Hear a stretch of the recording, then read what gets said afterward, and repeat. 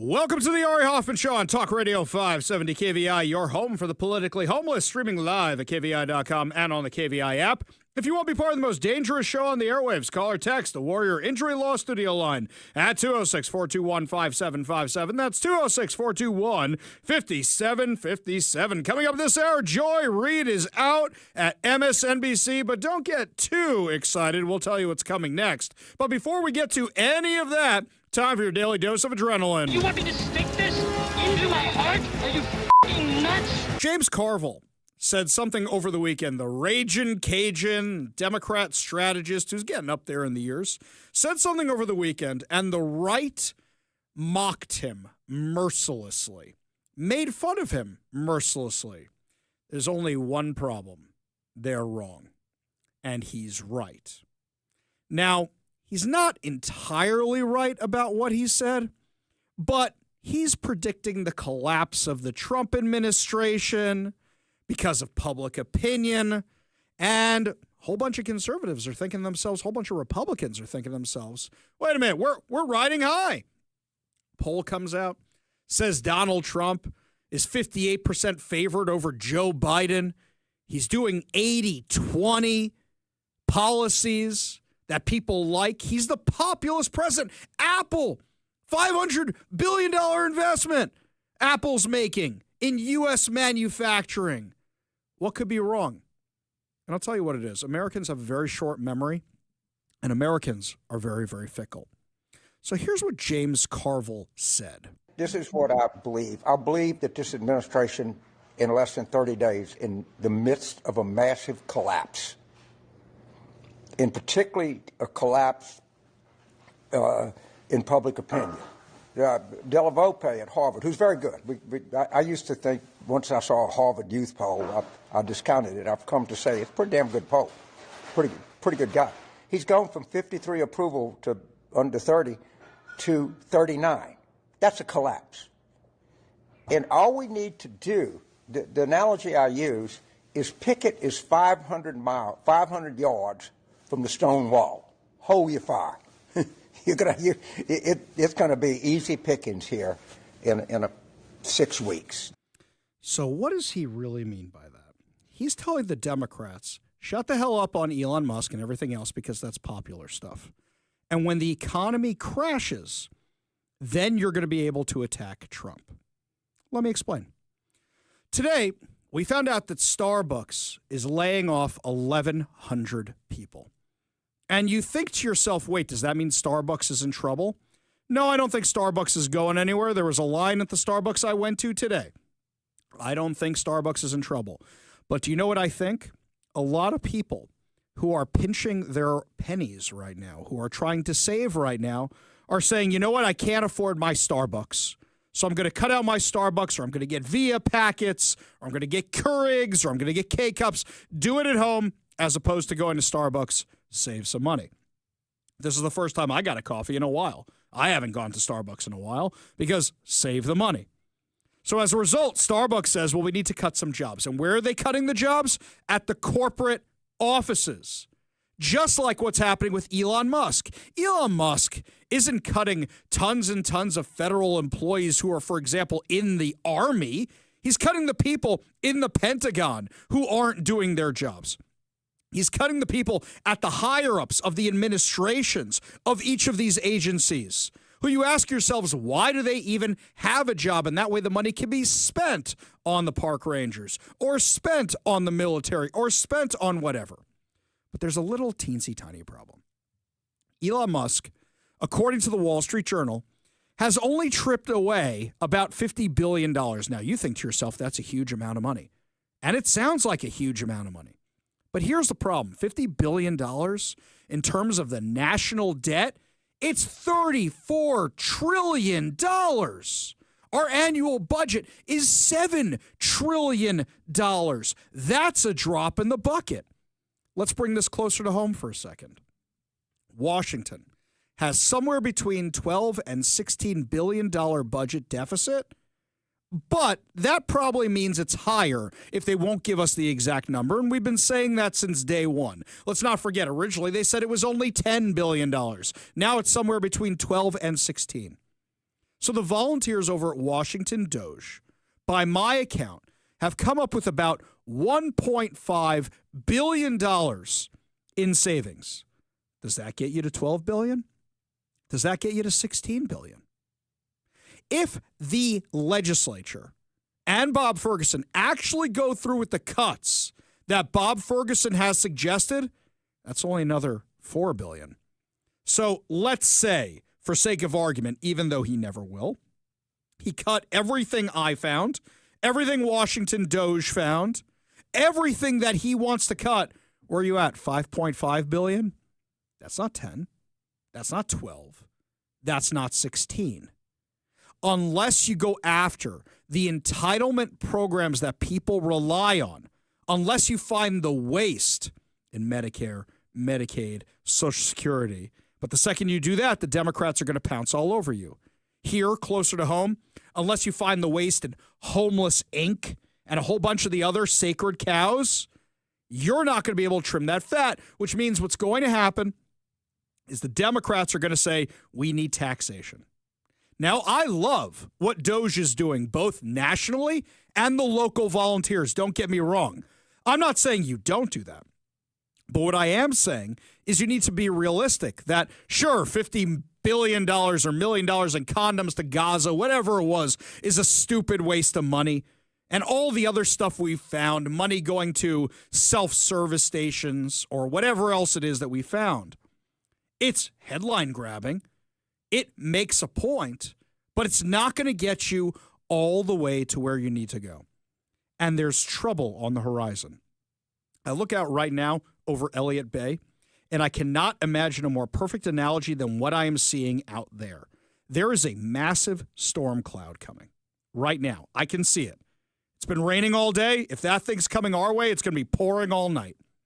Here's what's on the horizon for the U.S. A possible huge hit to the stock market. Because a ton of stuff in the stock market right now is overvalued. Everybody agrees on that. That's storm number one. Storm number two is the housing market.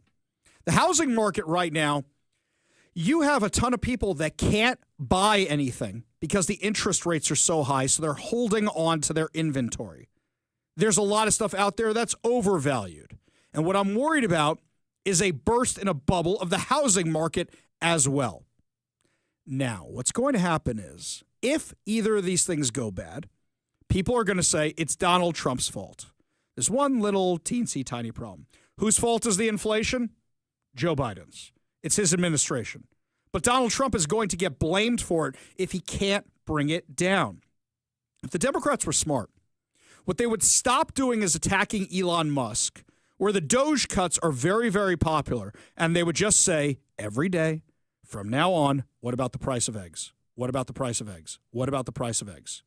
Nobody's going to call them on it. They're just going to say, Donald Trump said he would do it in the first 24 hours. Donald Trump said he would solve inflation in the first 24 hours. Inflation isn't solved yet.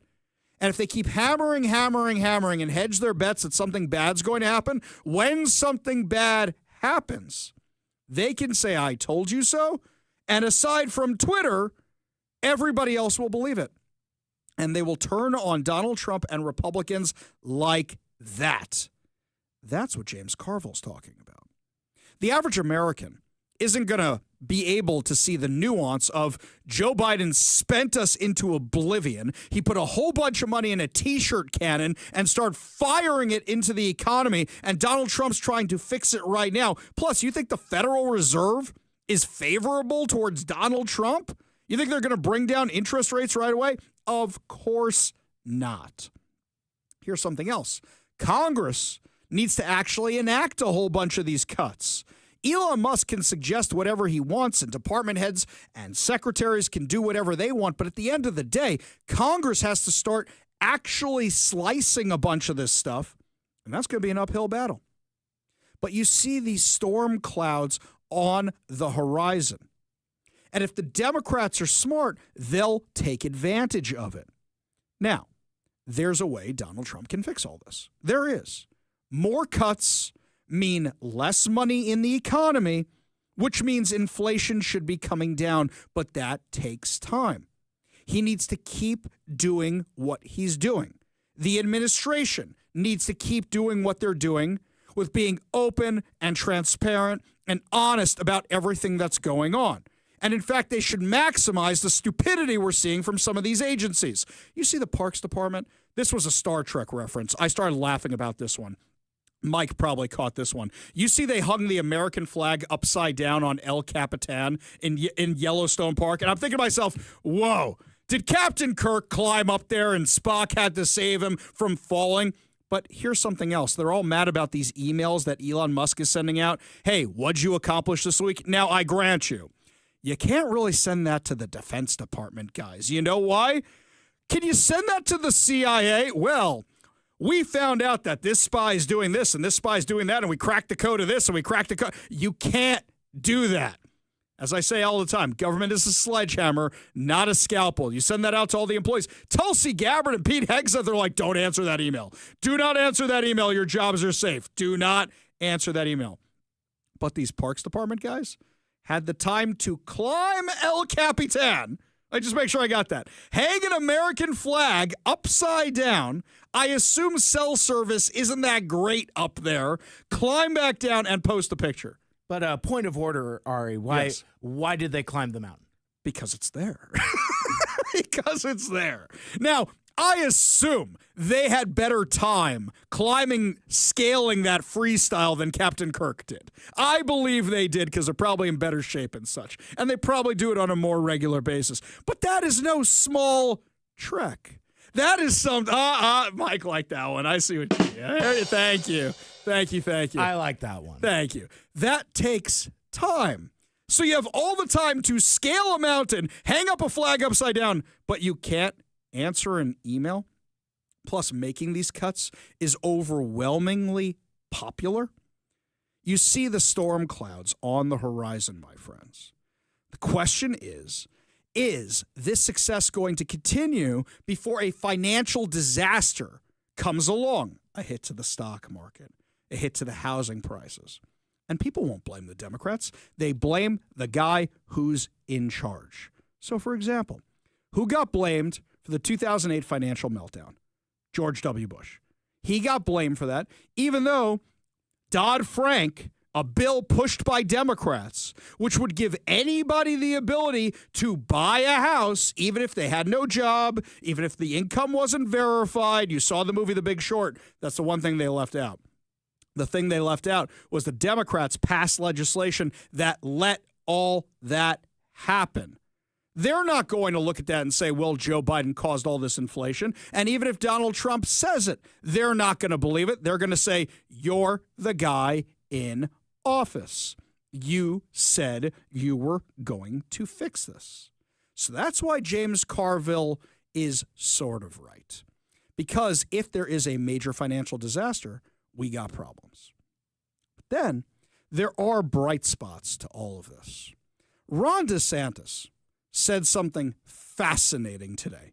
He was giving a press conference, and here's what he said. Subject their citizens to higher taxes, such as higher property taxes, to pay for these spending habits. And, you know, these property taxes, it's like you buy a home, you buy land, you know, maybe you buy the home outright, but maybe you pay off a mortgage over 30 years. And then, okay, you've paid off the mortgage, you bought the land, you've been taxed many times.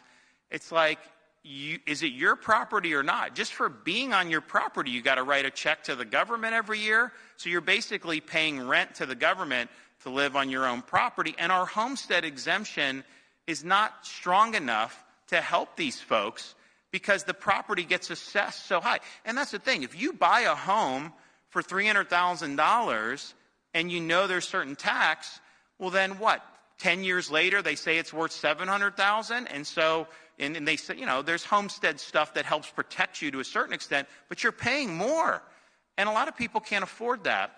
So I think that that's a big issue. And I know we're going to be really looking at ways to bring people relief from that, because I think it's been really something that's pinching a lot of homeowners, particularly seniors on fixed income. Now, that's night and day from Washington. Why can Ron DeSantis afford to do that, to cut property taxes, where Washington is looking at spiking them, lifting the lid, making it more expensive for you? Because what happened was during COVID, everybody went to Florida and they brought with them their income.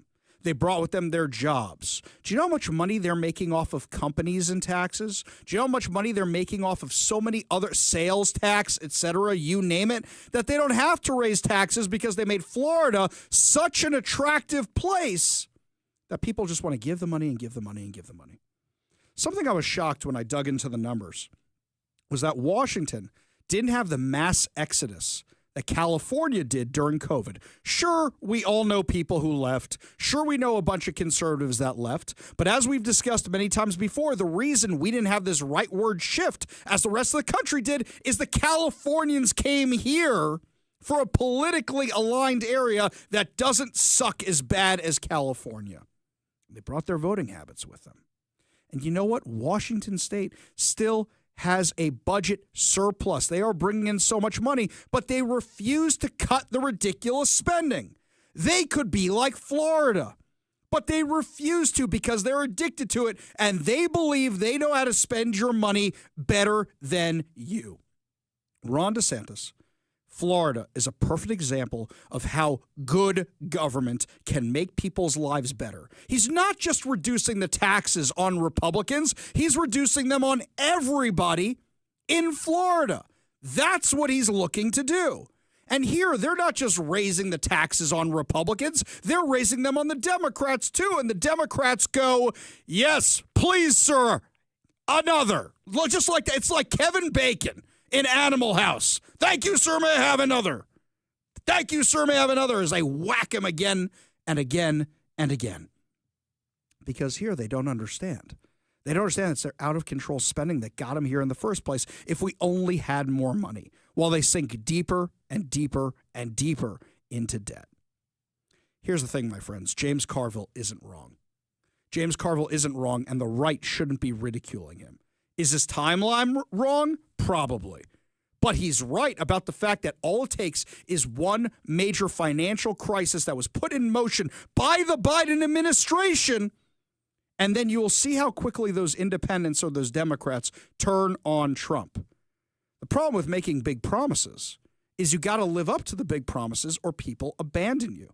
And Donald Trump is doing everything he possibly can to do that, but Congress needs to help him out. The Senate needs to help him out. You got to make sure that we can get these bills passed to actually make these cuts. It's a ticking time bomb right now. It's a ticking time bomb. And I'm afraid of what happens if that financial crisis comes now, because we've got another basically 4 years of this where we could have an amazing, amazing renaissance, where we could have the golden age of the economy, but the average American has a 30-second time span. A 30-second attention span. And if that economic damage happens sooner rather than later, they're going to forget how awesome everything's been the past few months. They're going to forget the 80-20 issues. They're going to say, it's the economy, stupid. Why are my egg prices through the roof? That's a cautionary tale. We have to make sure to go faster. Donald Trump's going as fast as he can. It's got to be even faster than it is right now, or I'm worried about what happens on the horizon. You may disagree with me. You give me a call and let me know if you do it. 206-421-5757. That's 206-421-5757. When we come back, something they'll never touch around here is their sacred cow, Homeless Inc. Well, turns out half of those people who are homeless around here aren't from here. Give you all details when we come back. You're listening to the Ari Hoffman Show on Talk Radio 570 KVI.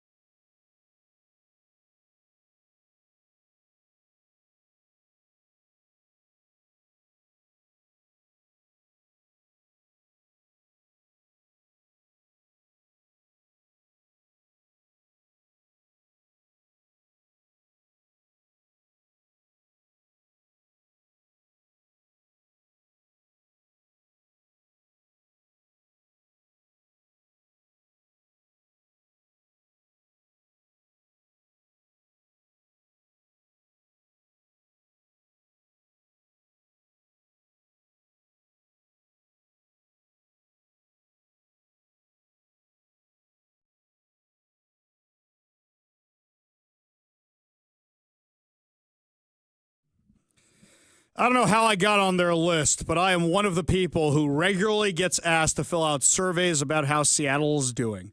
And they're always about crime, and they're always about homelessness. I think I got one a week ago. So clearly Bruce Harrell's trying to get some polling on the job he's doing. Then I saw this story. This from Como News. Plastic now covers the smashed-out window of Chinatown International District businesswoman Tanya Wu's car parked near the I-5 overpass on King Street. The former city council member told Como News someone broke into her parked car Thursday evening, fell asleep in the back seat, and then refused to leave. She posted about it on social media and now says what happened sheds light on the need for more outreach near the troubled 12th and Jackson in the Chinatown International District. You know what I find funny about this? Mike, do you know what else happened on Thursday? They did an announcement that they're reopening the bus stops over there. And I thought to myself, has crime gotten better over there? And I've just missed it? How about no? Exactly right, Dr. Evil. He knows. No, it hasn't. But Bruce Harrell wants to be able to claim the city's getting better. And you know what he doesn't want? He doesn't want, whenever there is inevitably a debate or a forum for people who are trying to challenge him, he doesn't want them throwing at him, hey, your bus stops. You got to close the bus stops. How is crime getting better if your bus stops are closed? Chinatown International District is a disaster. Wait a minute. Didn't Bruce Harrell say he was going to move out the Navigation Center, but it's still there? I haven't seen that sucker move yet. Gee, I wonder why things are so bad in the Chinatown International District, where now a former Seattle City Councilwoman is finding a guy sleeping in the backseat of her car. I will say, selfishly, when I first saw the headline of the story, I freaked out because I know where she lives. She lives near me, and I'm worried, whoa, is this entering my neighborhood? We had some issues with it, but we managed to keep the riffraff kind of on the outskirts of the neighborhood as opposed to the core of the neighborhood. Then this brings up the ongoing problem. They've been spending billions and billions and billions and billions of dollars on homelessness, quote unquote, in our area, and it hasn't gotten better. Well, now the Discovery Institute's Center on Wealth and Poverty has a new study out called The New Approach to Homelessness in Seattle. It's a report, and it talks about how the homelessness crisis here is the third worst in the U.S. Woo! Top 5! Yes! Oh, wait, that's a bad thing, right? In fact, unsheltered homelessness in King County is at an all-time high and on pace to double in less than 3 years. So you know what they're going to say? Give us more money. Didn't they just do that? Didn't Bruce Harrell and crew literally just do that? Give us more money. Oh, so you could say, if you come here, we'll give you a free apartment, and we'll give you stuff to do drugs with, and we'll give you a cell phone. We'll give you whatever you want. Come here. Do you guys not realize that the amount of money you have blown on this has only made things worse? According to the report, in addition to the tragic negative impact on the lives of those experiencing homelessness, the crisis also impacts the safety and livability for the surrounding community. The study used data of Seattle's population experiencing homelessness who are enrolled in service programs. These are people who are known. These aren't even the people who are on the streets, which means all the numbers are lower than they should be. They said, we have 3 policies that have contributed to Seattle's homelessness crisis. 1, halting treatment requirements. You know what that means? Here's your free apartment. You don't have to go get drug treatment. You don't have to go for mental health thing. Nothing. It's just, here's your free apartment. 2, redistributing of funds away from emergency response toward permanent housing, which is, we're not going to supply treatment. We're just going to say, here's your house. And 3, utilizing a one-size-fits-all approach to different populations with unique needs. That's really a very fancy way of saying we're not dealing with the drug addicts, we're not dealing with the mental health, and we're not dealing with the crime aspect of this. In King County, the latest data reveal an estimated 16,385 individuals experiencing homelessness, a 23% increase from the previous count in 2022. According to the report, homelessness in King County has increased every year since 2019, according to the annual point-in-time counts, which we know are an undercount. The county's homelessness crisis is one of the worst in the U.S., with the 3rd largest population experiencing homelessness and a per capita rate of homelessness on par with L.A. While the national population experiencing unsheltered homelessness is increasing by 12%, King County's homelessness growth rate is at 28%. And if nothing changes according to the report, the unsheltered population will double to 19,620 in under 3 years. The report pointed to the adoption of the Housing First policy, prohibiting that federal funding from homelessness programs be combined with treatment or training requirements. So you're not getting people jobs, you're not treating the drug issues, and you're surprised you have this? Not dealing with the mental health issues, not dealing with the crime issues, just free apartments for everybody. Now, the unions and the workers and the people who run the ports are very upset because they've discussed putting in all these apartments, putting in all this housing in the SoDo area. Now, mind you, the people at the port are always upset. They were mad when the stadiums got built. They didn't want another stadium down there for basketball. They're always mad about something. But at the end of the day, the homeless have to go somewhere. And people are saying, well, it's all industrial in SoDo. But my question is, why would you put them right next to the stadiums? Are you insane? You're probably thinking to yourselves, oh, great, they'll go there and nobody's there a lot of the time. Do you realize what's going to happen on game day? What, you're just going to clean everybody out for game day when you have their apartments right there? Do you know the nightmare that's going to end with? This report cited a study conducted by UC Berkeley and UCLA, which revealed 75% of people experiencing unsheltered homelessness self-report a substance use disorder or untreated mental illness. Now we know from the lawsuits that were filed here against Purdue Pharma, close to 80% of the people on the streets, and this was 5-6 years ago when those lawsuits were filed, had a drug addiction issue. A lot of those addiction issues lead to mental health issues. Seems like nobody wants to do anything about this at all. All they want to do is throw more money at the problem, thinking it's going to get solved that way. And it never, ever will. Congratulations, Seattle. You guys just voted to throw more good money after bad. With the election that was last week, you're just throwing more good money after bad that's going to go right into people's arms via a city-sponsored needle that they gave out to a homeless encampment. We go to the Warrior Injury Law Studio line, take a call from Leonard in Shoreline. Leonard, what's up, man? Hey, nothing much. You know, you talked about that particular bus stop right there on 12th Avenue South, right there in the Chinatown International District. Yeah.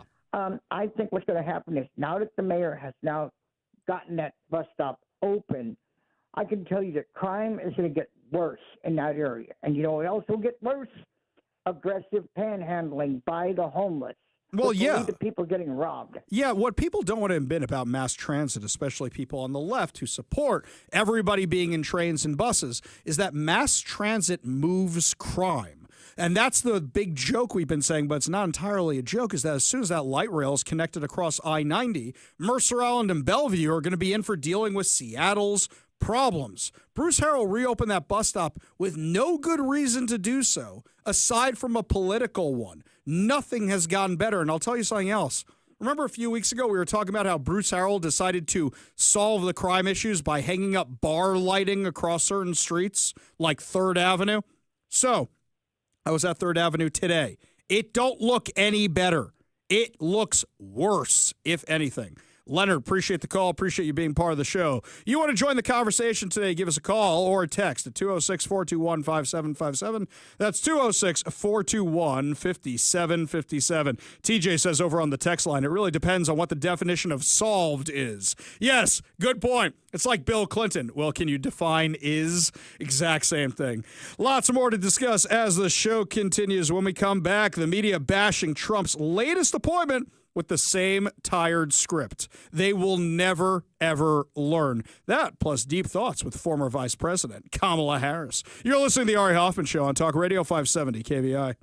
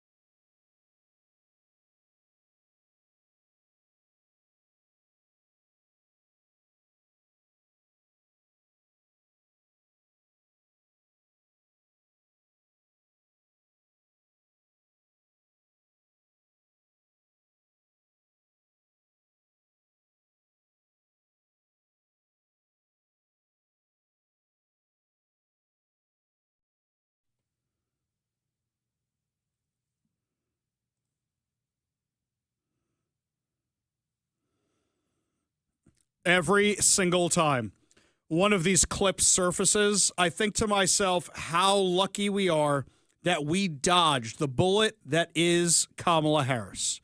You know, whether they're Democrats, whether they're Republicans, when somebody runs for president, you want to think this person's got it. I have some confidence. All right, they may have some flaws. If you're looking for a politician without flaws, sorry, my friends, I have yet to find one. Except for maybe Jared Neuenhuis. Really like that guy. Travis Couture, really like that guy.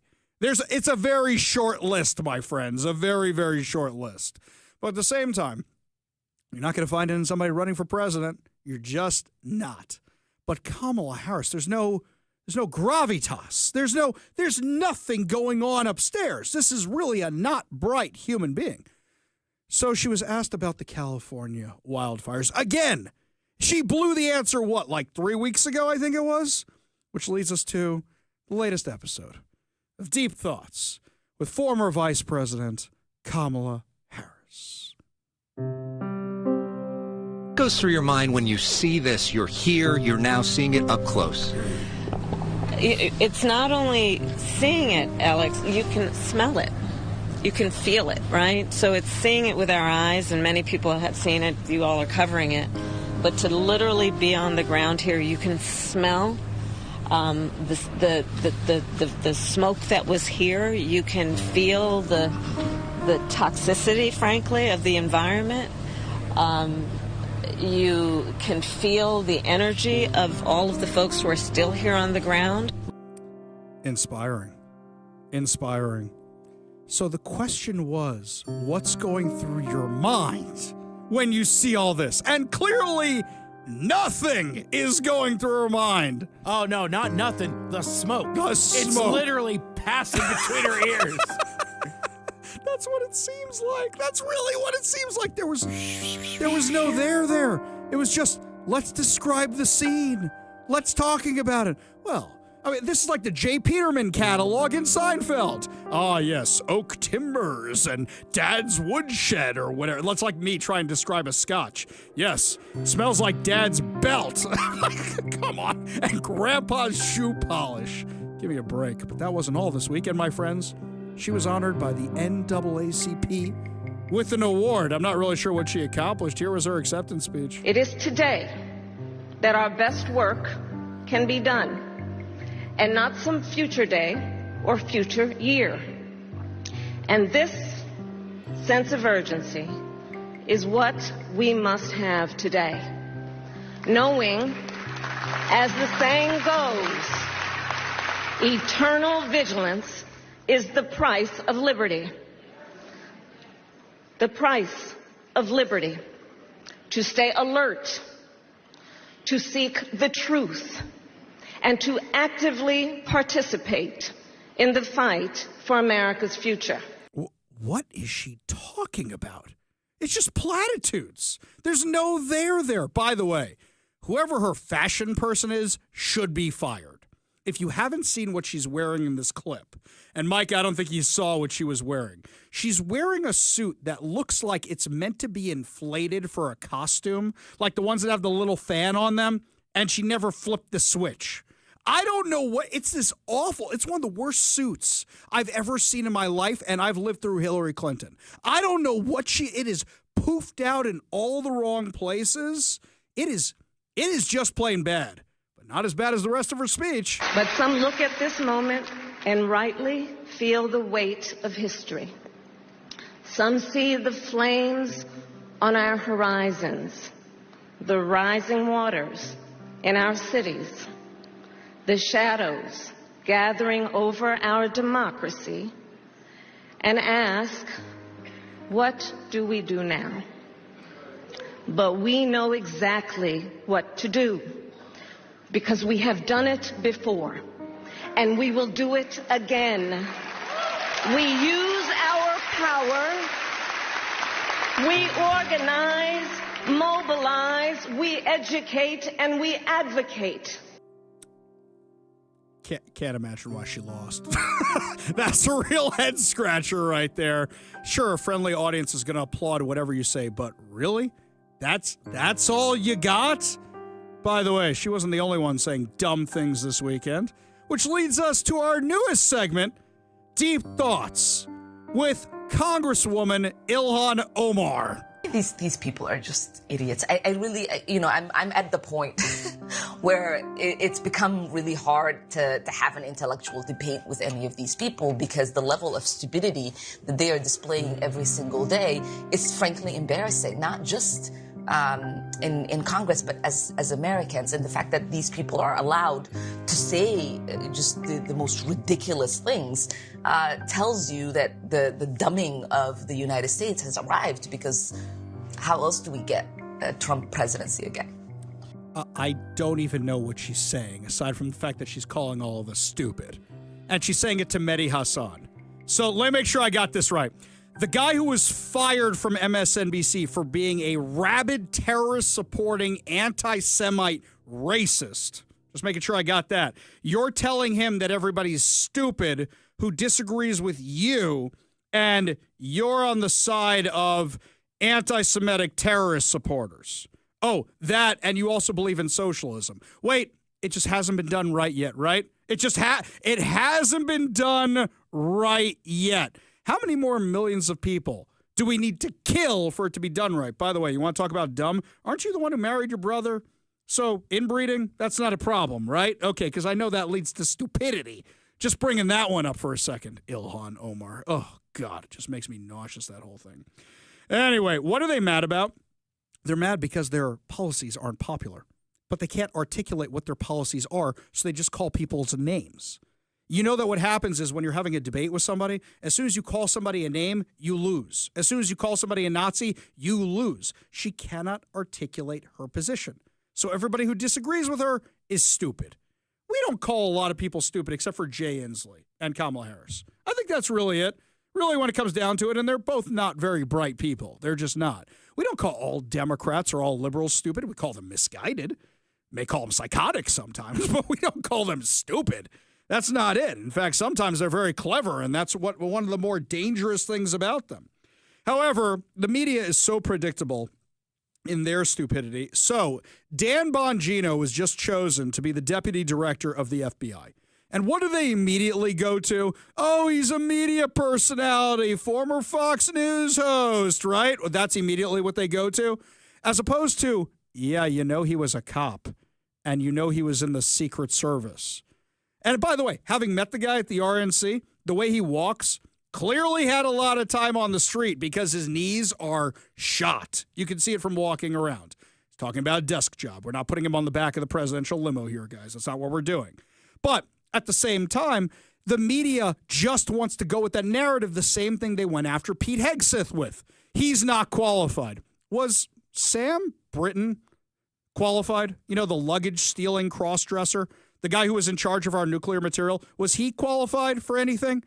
Name one person in the Biden administration who was qualified for any of the jobs they had. What, Pete Buttigieg for transportation? Because he liked trains? This is a guy who couldn't get the potholes fixed in his own little nothing town. But sure, let's put him in charge of the entire U.S. transportation network. And how did that work out? The truth is, it didn't. The media is tired. They're rolling out the same critique again and again and again, and it's not getting traction. It's not, because Donald Trump and the Republicans are doing 80-20 issues, which is why his popularity is where it is. You know, his popularity is sinking, though, my friends. Joy Reid. When we come back, Joy Reid has been ousted from MSNBC, but she's not the only one in the media who's going to be looking for a new job. We'll have all that information for you when we come back. You're listening to the Ari Hoffman Show on Talk Radio 570 KVI.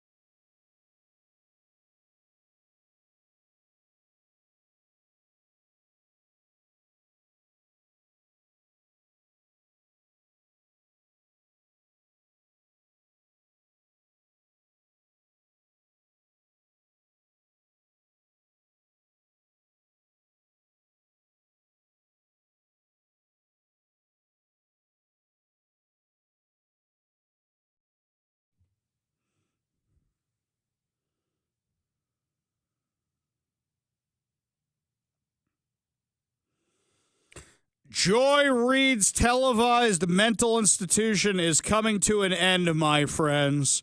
MSNBC is shutting down, canceling her show, I believe, at the end of this week. And you may think to yourself, oh, is MSNBC wised up? Are they going to go a little bit more conservative? Because the U.S. is a center-right country.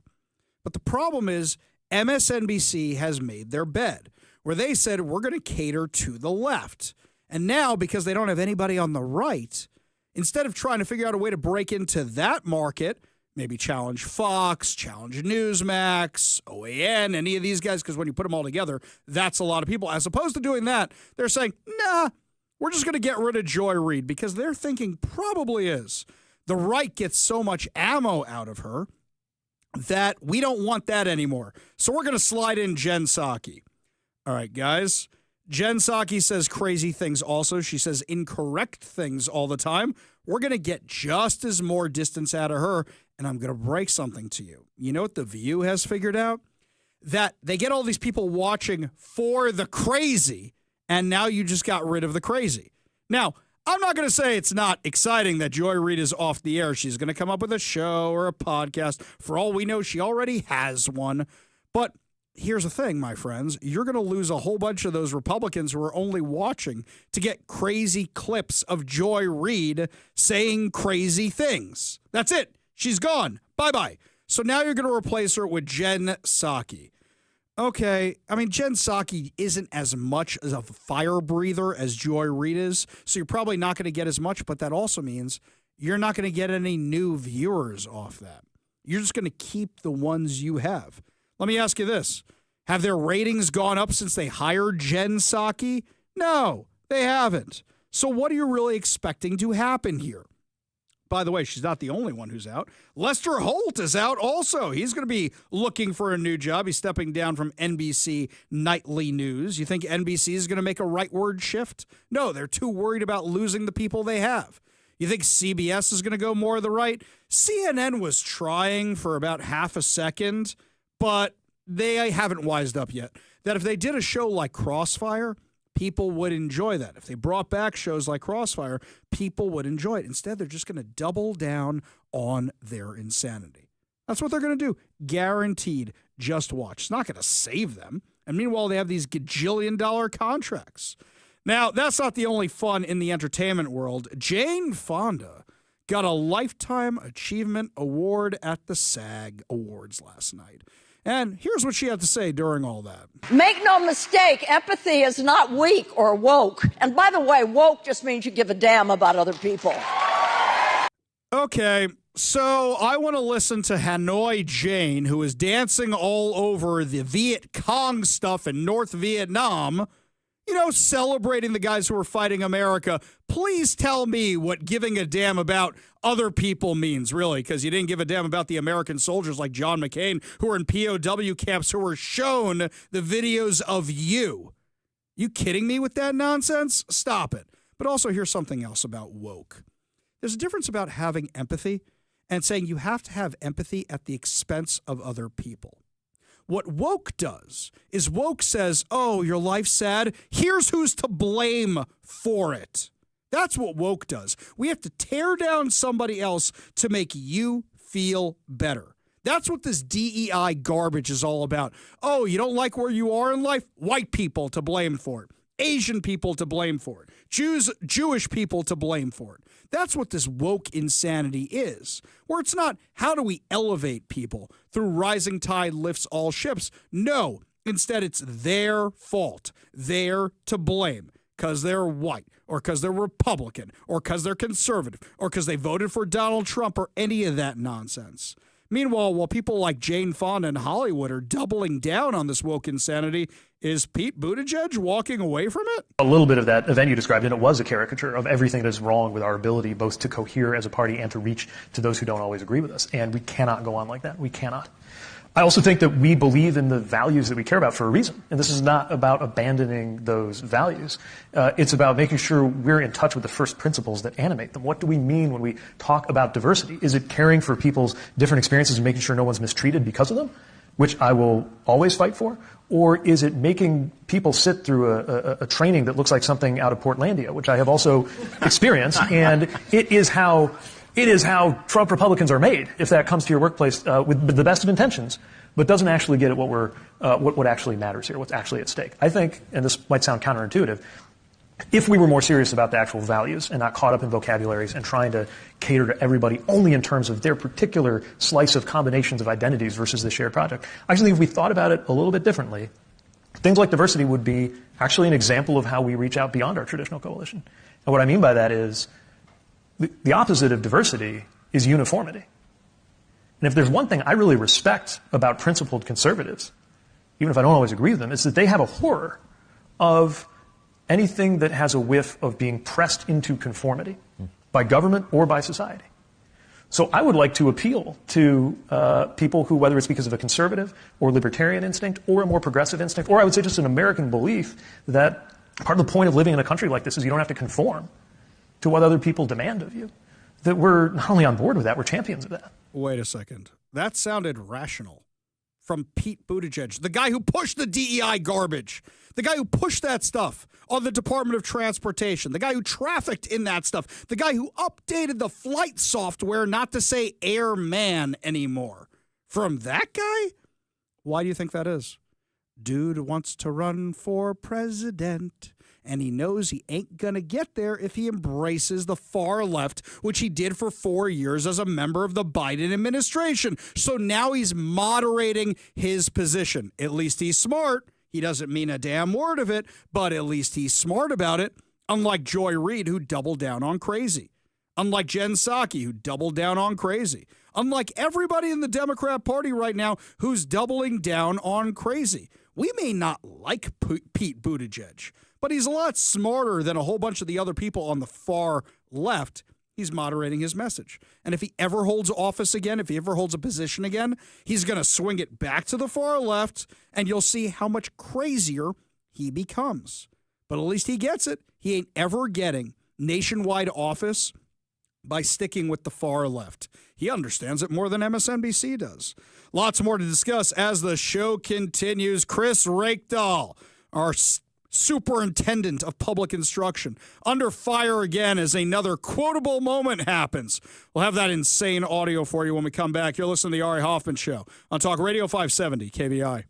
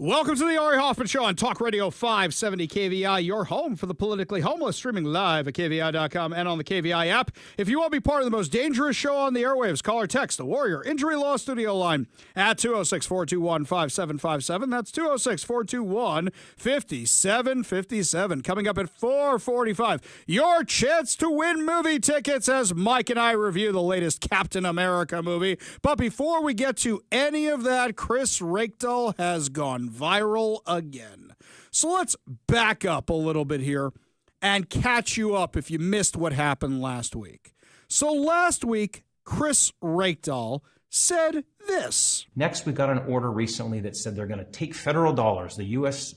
Department of Education will withhold federal funds from our state if we don't eliminate and wipe out all things diversity, equity, and inclusion.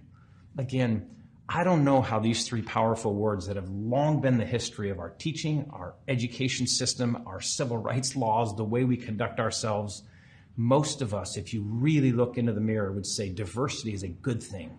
Equity is an important way we live our lives to create more opportunity, and inclusion is where it starts. You got to give people an opportunity to be at the table. So our laws in this state, both federal law, state law, as well as some of the interpretation of that law through the courts, makes it really clear that both public and private sector organizations can lean into DEI.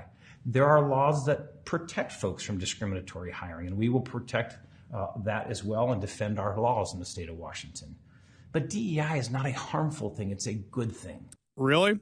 Because the way you guys define DEI is excluding anybody who's not on your intersectional scale. Now, that was the exact same interview where he said this. We have a civil rights framework in this state. It includes trans youth. This is a biological question. It is quite simply inaccurate to say biologically that there are only boys and there are only girls.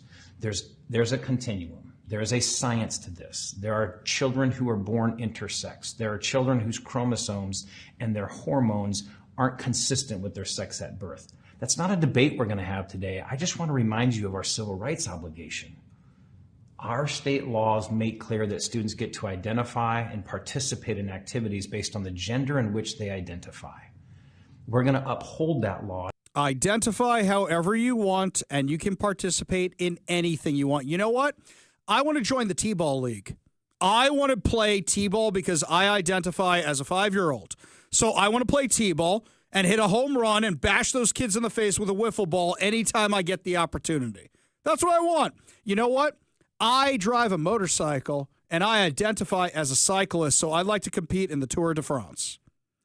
What he is talking about is doubling down on the bad policies that are exclusionary and insane and lost them the election the first time. Now, regarding Chris Rakedahl or anybody who pushes DEI, from now on, don't accept the premise of their question. Whenever they say, oh, what? You think you're so much better than DEI? What, does that make you a racist? You say no. But can you tell me one place which implemented DEI where the scores went up, where things got better? And if you say Costco, that's not Costco. This was something the right got really horribly wrong when we were talking about Costco. Costco says, we want to find a job for you.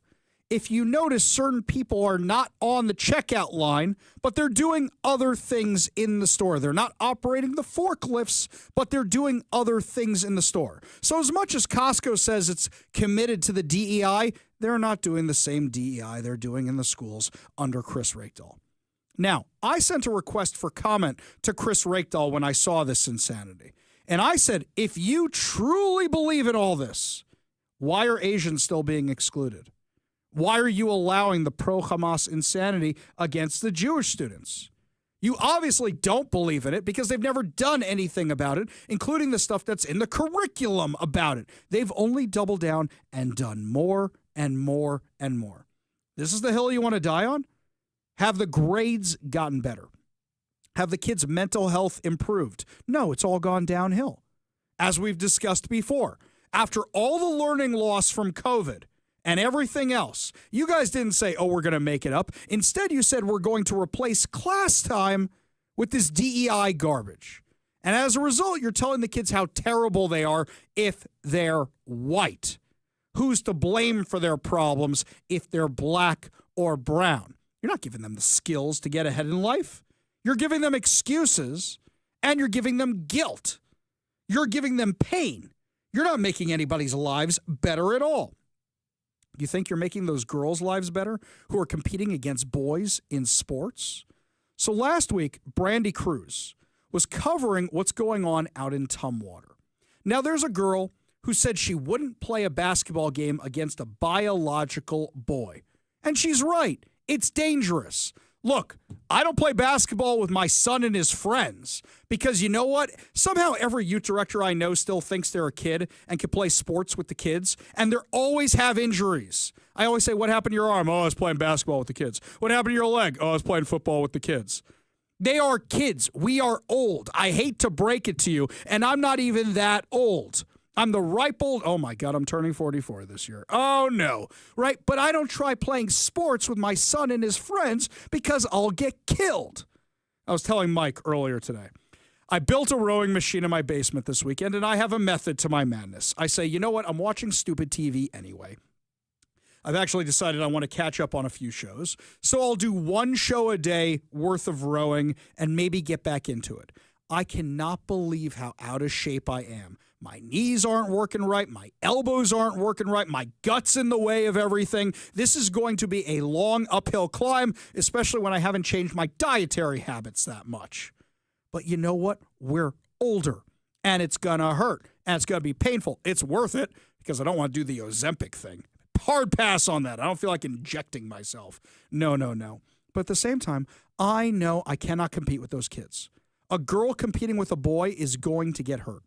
Now, Brandy Cruz did something interesting. She had on the girl who said she wouldn't play, and she had on the boy who identifies as a girl to get their side of the story. But the Tumwater School District went ballistic. The Tumwater Education Association, the president sent out this email to staff accusing Brandy of causing threats to teachers in the district, even though they did this the most unbiased way as possible. They brought both the kids on the show, discussed it with both the kids, but because you dared to give voice to the girl who said she wouldn't play against the boy, something's wrong with you. By the way, I will mention this, by the way. The Tumwater School District has already been hit with a civil rights complaint of them coming after the girl who refused to play against the boy. This is the insanity they are pushing. It's not biologically correct. Look, you want to do what the WIAA is doing and saying we're going to have a trans league? I get that. That's also a play at your own risk league. You know what you're getting into there. But you know what? I got a daughter who does cross country. And you know what? It's not fair that she's running against a boy, possibly, because they're built differently. That's why we have boys and girls leagues. Has any of this DEI stuff made anybody's lives better? Except for the boys that are playing dress up, that are trying to compete at a league that is lower than them so they can win awards and take them away from the girls. It's like me playing t-ball. It's like me riding a motorcycle in the Tour de France. It just ain't fair. It's like if I put a rocket pack on my back and tried to play basketball. It just ain't fair. You know, it's like us dads. When our kids are younger and there's a basketball hoop somewhere and we just enjoy and grabbing the ball and blocking it from the kids. That's what's happening, but it's real life. And it's wrong. Has this DEI stuff improved any grades? No, they're in the toilet and getting worse here in Washington. In fact, they're so bad that more and more parents are pulling their kids out, and now they're having federal funding issues because they don't have enough kids in the public schools, so now they're going to the Washington State Legislature and begging for more funding, more of your money, because they're a failure, and money ain't going to solve the problem. Imagine if you took away all the money from these DEI programs and actually spent it on qualified teachers. Imagine how much better the schooling would get. Imagine if you got rid of all this DEI garbage and spent more time on reading, spent more time on writing, spent more time on math, maybe did some personal finance classes. I know, call me crazy, but that's what the private schools are doing. And that's who these public school kids now have to compete in life against. Chris Rakedal by doubling down on this DEI insanity is only making life worse for the public school kids. And that's not fair. He's stealing their opportunities. Well, let's go talk to some private school kids. So I know my son has a personal finance class. And what did the public school peer of his learn today? Well, I learned that white people are responsible for all the evil in the world, and that because I'm black, I'm never going to get ahead in life, and I have to blame Whitey for it. That's what they're learning in school. Oh, my son is taking drum lessons or music lessons. What's your kid learning today? Music is racist. It was created by white supremacists. This is the insanity, which is why the grades are not improving. They're only getting worse, which is why more parents are yanking their kids out of the school. More than half of the kids in Seattle public schools have considered yanking their parents out because the education is so terrible. That's what their own studies revealed. Chris Rakedal wants this to be the hill he dies on. Boys competing against girls and DEI, it's not making anything better. So from now on, your response when you hear about this stuff is not, you're wrong. It's not, you're racist. It's not DEI is racist. It goes, can you show me one place where DEI has been implemented where things got better? Give me one school. Give me one company. Because I'll tell you something. If the companies that implemented this DEI stuff were making more money, they'd be fighting Trump on it. They'd be saying, no. We're making more money because of DEI. Don't you cut that off? And they'd be suing him right now. Instead, what are they doing? Shuttering their DEI. School districts are worried about losing funding because you can't justify that this is better for the kids. There is no metric by which you can judge DEI as a success, except you're showing that boys are better at sports than girls. That's really it. We go to the Warrior Injury Law studio line, take a call from Spencer and Everett. Spencer, what's going on? Yeah, how you doing, Ari? You have a great show. I love your enthusiasm. You can get anybody and everybody going with that great enthusiasm. We love you. Thank you. I'm wondering why hosts are held back from saying this is a pharmaceutical issue with the transgender drugs across the world. I don't think anybody's being held back by that. I think it's a matter of, when we discuss, for example, we discuss the drugs when the drugs are relevant. We talk about how the chemical castration and mutilation of kids is wrong and awful. I haven't really heard anybody being held back on that. Maybe you need to be a little bit more clear on what you're concerned about exactly. The transgender operations and the drugs that are sold behind it is multi-million, if not $1 billion. When they push it across the world like this, I'm a little bit suspicious. Oh, well, so here's the thing. I hear where you're coming from. Here's the thing. Big Pharma doesn't sponsor our show. So maybe one of the reasons is we played that montage a bunch of times, the royal wedding sponsored by Pfizer. We don't have the Big Pharma thing. So, you don't have to worry about offending a sponsor. Some people in media are sponsored by some of those companies, and maybe they're concerned about that. I don't know because I don't really have that much experience with it. But here on this show, we tell you like it is. These drugs are untested, and if anything, they've been proven more and more dangerous. What they're doing to the kids is irreversible, and we have no data about how this affects kids except for the fact that they claim it stops suicides and prevents suicides, but the suicide rates stay the same or increase after the surgeries. That's the data I'm going off of. Yeah, exactly. And I'm not saying you guys. The Republican Party, I'm just wondering why our talk show hosts are held back. Just because I don't think they've thought about it that way, but that's all I see is that it's a moneymaker for the farms. So I'll tell you something is that I think there's some self-censorship. I do in our industry. I think there's some self-censorship. And here's an example of what. So we got banned from YouTube. The show got banned from YouTube. My personal YouTube account is shut down. It is now back up on the KVI YouTube page, but we got shut down. Why? Because we showed the Hamas terrorists and what they did to the hostages. That's why my YouTube account got banned. We got strike for having Dr. Robert Malone on, the guy who invented the mRNA vaccine. We got strikes for having Donald Trump on. We got strikes for everything because we had no fear about saying this stuff. But a lot of people will shy away from it because it's sticky or they're worried about losing their monetization or anything else. The good news is the only platform we're really monetized on is Twitter, and it's really negligible. So I'm not worried about losing the monetization there. I keep my advertisers happy, I'm happy. But the advertisers are ones who are in line with our vision, in line with our show, and we're thankful to have them. So I'm not that concerned about that, but a lot of people are worried because you're talking about people make a lot of money from YouTube. And if they say the wrong thing, YouTube will kibosh them.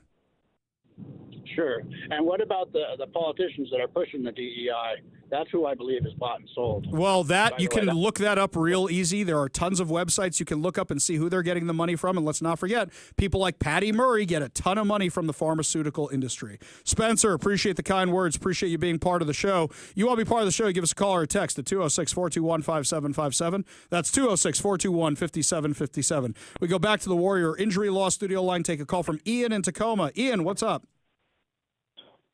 Talking as somebody who's actually involved with the DEI, I am a mid-30s white male. I am also an epileptic. The only reason I check the do you have a disability box is to try and level the playing field. And I absolutely hate that I have to do that because the second anyone finds out you're an epileptic, you get treated different. And I would just like to be treated the same. Which I totally hear 1,000%. But like, for example, here's something. That's a disability you have, right? And 100% we shouldn't be penalizing you for a disability. I know plenty of people like that. The DEI thing is totally different. The DEI thing says Jews are successful, so I don't get a box to check. That's how the DEI thing works. I get you. What I'm saying is the only reason I check that box is so I stand on a level playing field with all the other DEI hires. Right. So I actually have a chance to get in the door. Well, look what's happening right now with kids in schools. They see all the trans and the people who identify as they, them. And so what happens is they go, wait, they're getting special treatment. I want that too. I want to get into college also. Why does a guy like David Hogg get into Harvard? Why? His SAT scores were in the garbage. Okay, he survived a school shooting, and that's horrible, and that's terrible. Does that mean you get better treatment because of that? No, of course not. I totally hear where you're coming from, Ian. I think there's a very, very big difference between the two, and I think the problem is you're right. They have incentivized DEI right now, where now you can't even compete anymore, where now people have to identify and make stuff up. I'm not saying you are, but they have to make stuff up in order to be on an even playing field, or you don't get those things that other people get. Yeah, and that's not how America's supposed to work. We're supposed to have a level playing field. This is not it. Exactly. There's that old cartoon graphic where it shows a bunch of animals standing against a fence trying to see over the fence and what they do in order to level the playing field, showing how insane some of the stuff is, or ask every animal to climb a tree. Not every animal can climb a tree. You know what? I used to be able to climb a tree in my youth, but right now, given how out of shape I am, I probably can't climb the tree, and I'd probably lose my grip, and I'd probably fall, and I'd probably break something, right? And I'm only 44 right now, my friend. I've just let myself go a little bit. That's the difference when I'm not hauling equipment all the time anymore, and I'm sitting inside a studio all day long.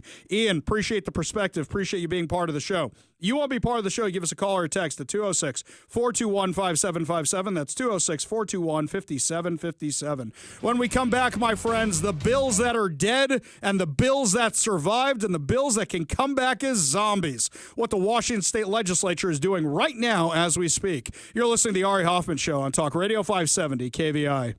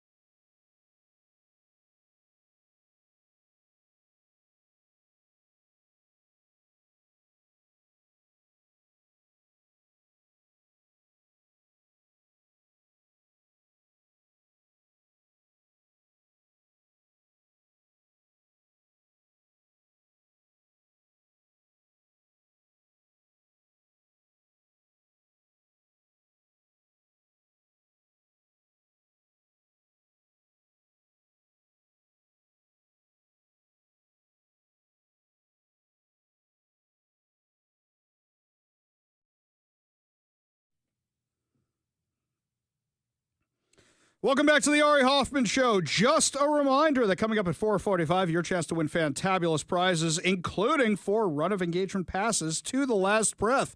Yet another reason. Always keep your radio tuned to 570 KVI. Left on your dial, always right on the issues. You can also stream us at KVI.com, download the KVI app, and, of course, subscribe to us on whatever your preferred podcast platform is. So Friday was a deadline where it was a do or die for a lot of bills. Will they go forward in the Washington state legislature? Are they dead? Are they gone for good? Are they just gone until next year? Could they come back as what's called zombie bills, where they come back from the dead and want to eat your brains? Now, some of the worst ones are gone, but some of the worst ones are still moving forward. This seems like a lot of stupid is dead. So, for example, I'm so sad just because this one I was going to have so much more fun with. I don't think we were done with it yet. The cow farts bill. The taxing the cow farts, that one's done. That one's gone. Hopefully it's not coming back, but it got ridiculed so badly, they're worried about it jeopardizing the rest of their agenda. Senate Bill 5174, proposed ban on wood-burning stoves. Even though it passed its committee, but its sponsors said they won't move it forward this year because, here's the thing, guys, a lot of people are going to say, are you out of your minds? Oh, by the way, maybe we should talk about legislatures who are so excited about their gas-burning stoves. This is going after their agenda. That's the thing.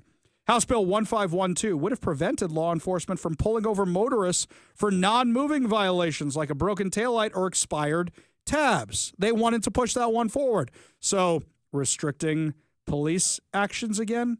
Yeah, why would you bring that back up when a whole bunch of citizens signed an initiative? See, they're going to go after every single initiative. Not right now. They're saying, you know what? We're getting too much heat from this parental rights thing. If we go after the police pursuit thing, we're giving them more ammo. Back off. We'll do it next year. This is the kind of stuff. Oh, changing the Washington state flag. The flag redesign committee. When everybody said you're canceling George Washington, that one was so unpopular. That one's not moving forward. Here's another one. This one, I don't think I was even aware until I saw it on this list here. House Bill 1596 would have created a special restricted driver's license for individuals with suspended licenses due to excessive speeding or reckless driving. So hang on, let me make sure I got this right. You suspended the license because they're a bad driver, and now you want to give them a restricted driver's license? Oh, that makes sense. Let's just put them back on the road. You know, my father told me the first time he took me driving, the very first time, he said, Ari, a car is a weapon. It is thousands of pounds, and you can kill somebody with it. Treat it with respect. That was the very first thing my father said to me. So sure, we should give driver's licenses to people who have had their licenses suspended for reckless driving. My God, only Democrats could come up with something that dumb. That's an absolutely crazy one. You know, here's something. This one was mind-boggling to me. Mike, stop me if I've told you this one before. In New York, I don't know if it's still the rule, but it was the rule when I was getting the driver's license. You had a thing called a junior license, and it restricted where you could drive. Now, basically what this meant was you can drive anywhere except New York City. So I looked at you couldn't drive on highways going to New York City either. All right. This is until you went through driver's ed and all this stuff. But you could drive on any highway that didn't go to New York City and not New York City. I looked at a map because this is before we had GPS or anything else. I could have driven to California, but I couldn't drive to New York City, which made no sense whatsoever, this insanity. Tell me the logic of that one for a second. They're trying to keep you away from that bad salsa. Ah, that's what it is. I see. I could have driven to Mexico, but I could have driven to Canada. Got good salsa. Where they've got good salsa. But I could have driven to Canada. Well, you know, I was practicing for it to be our 51st state. That's what I was really doing. But I could not drive to New York City for a certain age, which is beyond crazy. I mean, there's a lot of these bills here. Now, there's one that died that I wanted, which was the Republican-backed bill that would have severed Washington ties to California's strict vehicle emission rules. Now, the thing with that one, the feds may solve that for us. Because right now, Donald Trump is going after Gavin Newsom's insane restrictions on cars. And since we're tied to them, if he goes after California and wins, that all falls apart unless Washington says, we're going to come up with our own because we're the resistance. That one there. There's another one that would have made Washington's minimum wage law higher. Oh, you guys don't want more restaurants closing? You guys don't want more businesses closing? I see. A lot of these bills that are bad, my friends, they will come back. They will 100% come back when the Democrats get their legislative agenda this session. And there's plenty of bad still out there. The judicial bills that allow judges to rewrite sentences, that insanity's out there. They're having a hearing literally today on the one to redo the initiative process. That's going on out there. All the really, really bad stuff is moving forward. All the comical stuff or the stuff that just has bad sound bites about it, that's the stuff that doesn't seem to be going forward. We go to the Warrior Injury Law studio line. Take a call from my good friend, Alma. Alma, my darling, it has been too long. I miss you. I miss you too. My heart is so saddened right now. And I know you know my heart is. I can't believe Trump and his administration didn't give any blacks, one people of color, a job. I can understand that. Whoa. Wait, Alma. Alma, hang on a second. That's just not true. Literally, the guy who's he's the secretary in charge of housing and urban development. He's black. Oh, he's gonna fire him. Don't even worry about that. Alma, you can't say he didn't hire anybody of color when he hired somebody of color. And it's not just him. He's just the first one that's coming to mind right now. How about Kash Patel, head of the FBI? Wanted to get and Elon Musk, you said he ain't our president. He is. He's running the show. Hang on a second. I know you're not going to. Wait. Hang on, Alma. I love you, but I love you, but you just jumped arguments. You said that he didn't hire anybody of color, and we just named two that he hired. How many did two? Whoa, two. Out of the whole administration. Come on now, are you better than that? And another thing, Elon Musk is their president. And another thing, all those federal workers are going to stay with their pay because he fired them. You don't just fire up everybody like that. The ones that don't know what the heck they're doing, they don't know what they're doing. So if they don't know what they're doing, why should he keep them in their jobs? No, he went and hired people like Bundy and what's that, Kennedy. They don't know what the heck they doing. Oh, that's what you're talking. You're saying they don't know what they're doing. So wait a second, Alma. I got a question for you. Okay. Name one person in the Biden administration who you thought was qualified for their job. Every last one of them. I don't have to name one. You thought Pete Buttigieg was qualified as transportation guy? Every last one of them. They knew how to treat the people. This administration is doing terrible. It's bad the way they're trying to treat people. It saddens me. But you know what, Ari? I'm going to do like I told you. I'm going to put a big God before this. And I'm saying, Lord, you have it. But I ain't going to pray without works. I'm getting out there. You go see me in my wheelchair, out there. You pray for me. Well, Alma, I'll tell you something. I want to see you in your wheelchair at the next KVI event. I don't see you anymore. You don't get around too good. Can we make that happen when we announce it? Yes, I would. Oh, my God. Will they like me? Will they let me in? Of course we'll let you in, Alma. Alma, nobody puts Alma in a corner at my events, Alma. Okay? Thank you. That's why I still love you. That's why I still call you. I do. I know you do your job, but I know you're deep down, you're a great person. Thank you, Alma. That's so sweet. That's so sweet. I'll tell you something is that you and I disagree on so much, but you know what? I wish more people had the conversations that you and I have, where even though we disagree, it comes from a place of mutual respect. Unfortunately, right now, people just say things to get the ratings, or people just say things to get the attention, and they don't actually mean them. I wish there were more conversations like this. You know what's something that saddened me? I hear that Democrats and Republicans, for the most part, aren't actually hanging out with each other on Capitol Hill anymore. And it used to be. It's so sad. It is sad because even though they used to disagree, they would go to the old boys or old girls club or whatever, have a drink and sort things out. They don't do that anymore. It's not because of Trump. It's not because of Biden. It's not because of Obama. It's because of everything that's been going in our country. It's because it's designed to make us pissed at each other. That's true. And it's designed because you know what? You're not the Republican I'm going to blame, but they got all them Republicans hoodwinked. They got them all who giving them jobs. They don't. But I love you. I ain't gonna hold you no longer. God bless you, and I'll be at the next event. Invite me. God bless you, Alma. Thank you so much for calling, as always. As soon as we have the details on it, we'll let you know for sure. We got a whole lot more to discuss as the show continues, my friends. Israel sent fighter jets to buzz the funeral of a terrorist. Did it accomplish anything, or did I just enjoy it? We'll give you the details on what's going on in the Middle East when we come back. You're listening to the Ari Hoffman Show on Talk Radio 570 KVI.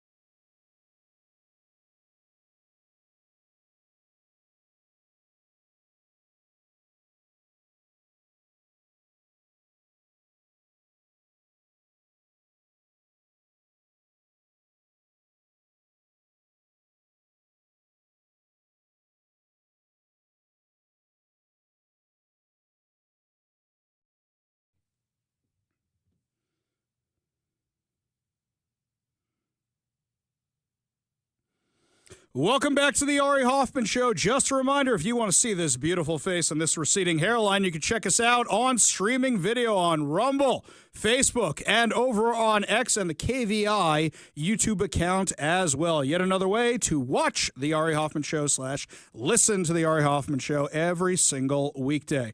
A lot going on in the Middle East. And people ask me all the time, Ari, what does this have to do with me here in the United States? Well, Nasrallah, the former head of Hezbollah, they had a funeral for him and the guy who succeeded him and the guy who succeeded him and the guy, because they all got taken out. The terrorists, Operation Grim Beeper, and then missile strikes and you name it. So at his funeral, this is in Arabic, but I think you're going to understand what they're saying. Listen carefully. لبيك يا نصر الله الموت لأمريكا الموت لإسرائيل. For those of you who don't speak Arabic, that's death to America, death to Israel. And they were chanting that long before Israel started going after Hezbollah following their missile attacks on October 7th and 8th and so on. So here's the thing. You had tens of thousands of people in that stadium, and they were chanting death to America. That's what they were doing the whole time. You want to know why this is important to you? The fight is in the Middle East right now. We don't want it coming here. We've seen what happens when it comes here. Anybody remember 2 buildings that used to be in New York City? Anybody remember that Pentagon-shaped building in Washington, D.C., a field in Shanksville, Pennsylvania? Do you want that coming here? No, you don't. Now, Israel did something very clever. The Arabs thought they had, Hezbollah thought they had the media to themselves for this funeral. Oh, it's going to be a day of mourning for the spiritual leader, the austere religious scholar, or whatever nonsense they called him, because I remember the media outlets did have a name for Nasrallah. But Israel buzzed the funeral with 4 fighter jets. They sent 2 F-35s and 2 F-15s. Something unique about these planes, they're from the same squadron. I don't know if they're the exact same planes, but they are the same type of plane that bombed his bunker in the first place and took him out. And basically what they were saying was, we can fly into your country and you can't stop us. We can bomb you from above and you can't stop us. Something that was very entertaining about the funeral, a lot of people giving the victory sign, but they had nubs instead of fingers. Oh, wait a minute. Well, I can't. Well, hang on. Why was that? Oh, wait, they used to be wireless subscribers to pagers. That's what's going on. Ah, that's what it is. You understand? There was one guy who's walking along going, you can't stop me. He's literally got one crutch fastened to his arm, which isn't there, and another one fastened to his leg. He's like a modern-day pirate walking along. But he's saying, you can't stop us. Hezbollah has been absolutely decimated. Now, there's a problem going on right now where Jordan and Egypt are sending in construction equipment to Gaza because they don't want the Palestinians either. So they're sending in construction equipment to rebuild Gaza, and that's a huge problem. But I think world opinion is finally turning after what we saw with the Bebas twins, with the Bebas babies, not twins, the Bebas babies and their mother. So where we left it on Friday was the bodies had been returned, but the body of Shiri Bebas, don't forget they were kidnapped by Palestinian civilians, not by Hamas, not by Hezbollah. They were kidnapped alive and they were returned dead. The body wasn't Shiri Bebas that they turned over. All of a sudden, right before Sabbath, another body was turned over to the Red Cross. Turns out it was Shiri Bebas, not the random person they put in that casket beforehand. They killed a 4-year-old and they killed a 10-month-old. They strangled them with their bare hands and then mutilated the bodies to make it look like they were killed in an airstrike, but they didn't even come close to replicating them. Those are the monsters you're dealing with. Notice, you didn't see Rashida Tlaib posting last week, did you? You didn't see Ilhan Omar posting last week. It finally shut all of them up because the atrocities were so bad. So there was another hostage release on Saturday. And once again, Hamas made a spectacle out of it, and they did something even worse this time. What did they do? They brought hostages that weren't being released to the hostage release to make a propaganda video with them. And guess what? The Red Cross saw them. Did nothing about it. Didn't demand, hey, we want to see them, we want to inspect them. Nothing. Not one thing. Instead, they made a propaganda video with these hostages. So Bibi Netanyahu goes, that's it, no more. No more deals. They were supposed to release 600 terrorists, and instead of releasing them, they said, we're not releasing the terrorists because you guys did this again. We told you no more spectacles. You did it again, and they're not releasing them. Now, it looks like there's some movement in the Middle East, actually. It looks like there may be some movement towards the Abraham Accords. And the reason this is happening is because after October 7th, Israel once again reclaimed the throne as the top dog in the area. They were challenged. They had a 7-front war, and they're winning every single one of them.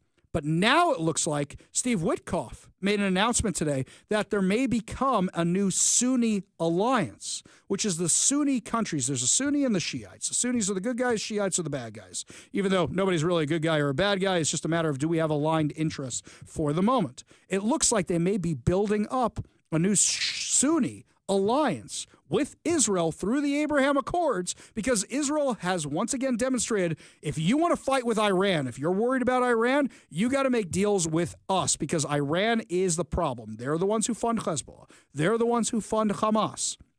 Steve Witkoff, Trump's envoy to the Middle East, is talking about possibly expanding the Abraham Accords to include, wait for it, Saudi Arabia.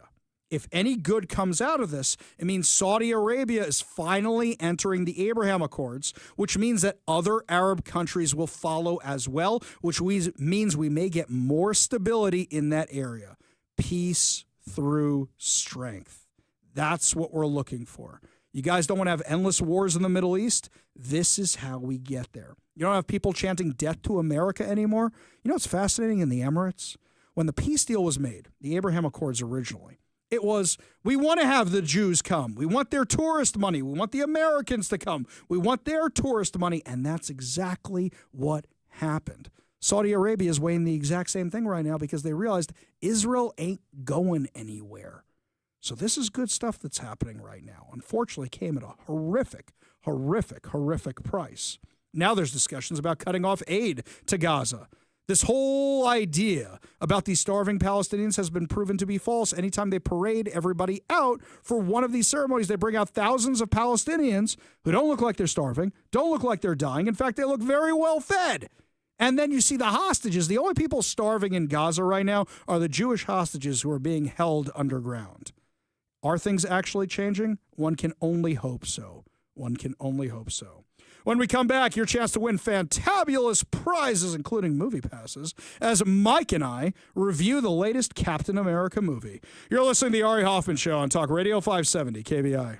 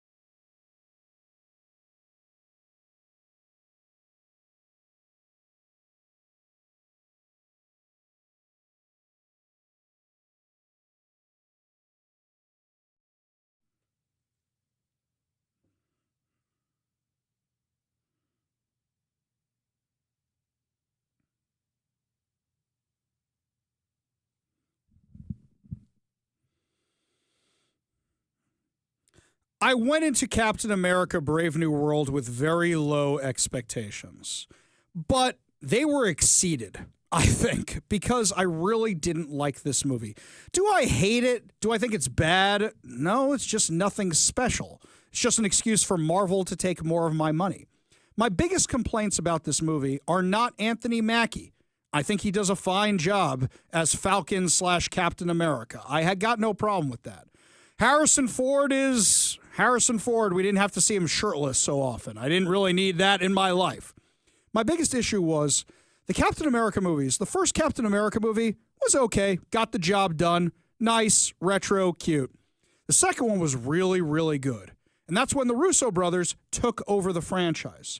And the fight scenes, the choreography was really well done. This movie, they said, hey, you know what? Let's replace that with CGI. Let's just replace everything with CGI, get rid of all that hand-to-hand combat. Let's just get rid of all of it and do CGI. In fact, let's make the whole movie CGI. And then, you know what? We're not happy with the way it came out, so let's reshoot, redo. It's a mess. It's an absolute mess. I wanted to be mad about the Israeli character, sort of, but I couldn't even be mad about that because that's a mess along with everything else. Everything is a mess in this movie, and there's no on-ramp. If you have not seen a single Marvel movie or the TV shows or anything, you have no idea what's going on. In fact, I'll go a step further. If you've seen all the Marvel movies but haven't seen some of the TV shows, which not a lot of people watched apparently, you still won't know what's going on. I had to remember who some of these guys were from some of these TV shows where I'm like, wait, who's he again? Who's he? There's no on-ramp. It got so bad, my niece, I had to yell at her, actually. She's pulling out her cell phone during the movie. That's what it was, because she's like, I don't understand what's going on. Okay, well then, sweetie, why'd you come? But whatever, that's a whole different story. I really was disappointed in it because it's just a money grab. It didn't further the plot, didn't give me anything new, didn't give me anything different. I think it's a disservice. I think you had an opportunity to actually make this a vehicle for Anthony Mackie, if you want to be a little bit more DEI and do that. You had a method to do that, but you made a bad movie. And unfortunately, that's only going to put back your cause. You had an opportunity to make a good movie here, and I was really disappointed. And the biggest spoiler of the movie, you gave away in the trailer for the movie. You gave that away with Harrison Ford turning into the Hulk. I mean, look, I know it because I read the comic book, but most other people didn't know that. You gave it away in the trailer. It's a mess. Mike, what'd you think? Well, I think this is the most shrug it's fine movies in the history of shrug it's fine movies. It's fine, but I think this is the hubris of the Marvel machine, because at this point, it's just content, bro.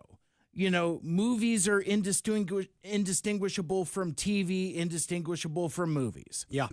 And it's a bold strategy, Cotton, to make this more of a sequel to The Incredible Hulk, which I will remind listeners is a movie that came out in the year of our Lord 2008, 6 months after Iron Man the First. Yeah. This is a sequel to a movie that is 17 years old. That people didn't like that much. Correct. And then it touches upon stuff from The Eternals, a movie that nobody likes, so much so that movie is not getting a sequel. I've got all kinds of gripes with the movies. That's very similar to yours, Ari. I don't like that everybody is an Iron Man. That's the solution. We'll put Spider-Man in the FCU. Give him an Iron Man suit. We make Sam Wilson, Anthony Mackie, the Falcon. We'll make him Captain America. We'll give him an Iron Man suit. Yeah. The stupid nanotech stuff really steams my clams also. I don't like that, like, people don't have, like, helmets now. They just have, like, computer masks that come off willy-nilly. I knew I was in for rough sledding during, like, the opening fight scene. I'm just like, oh no, this is not a movie that I need.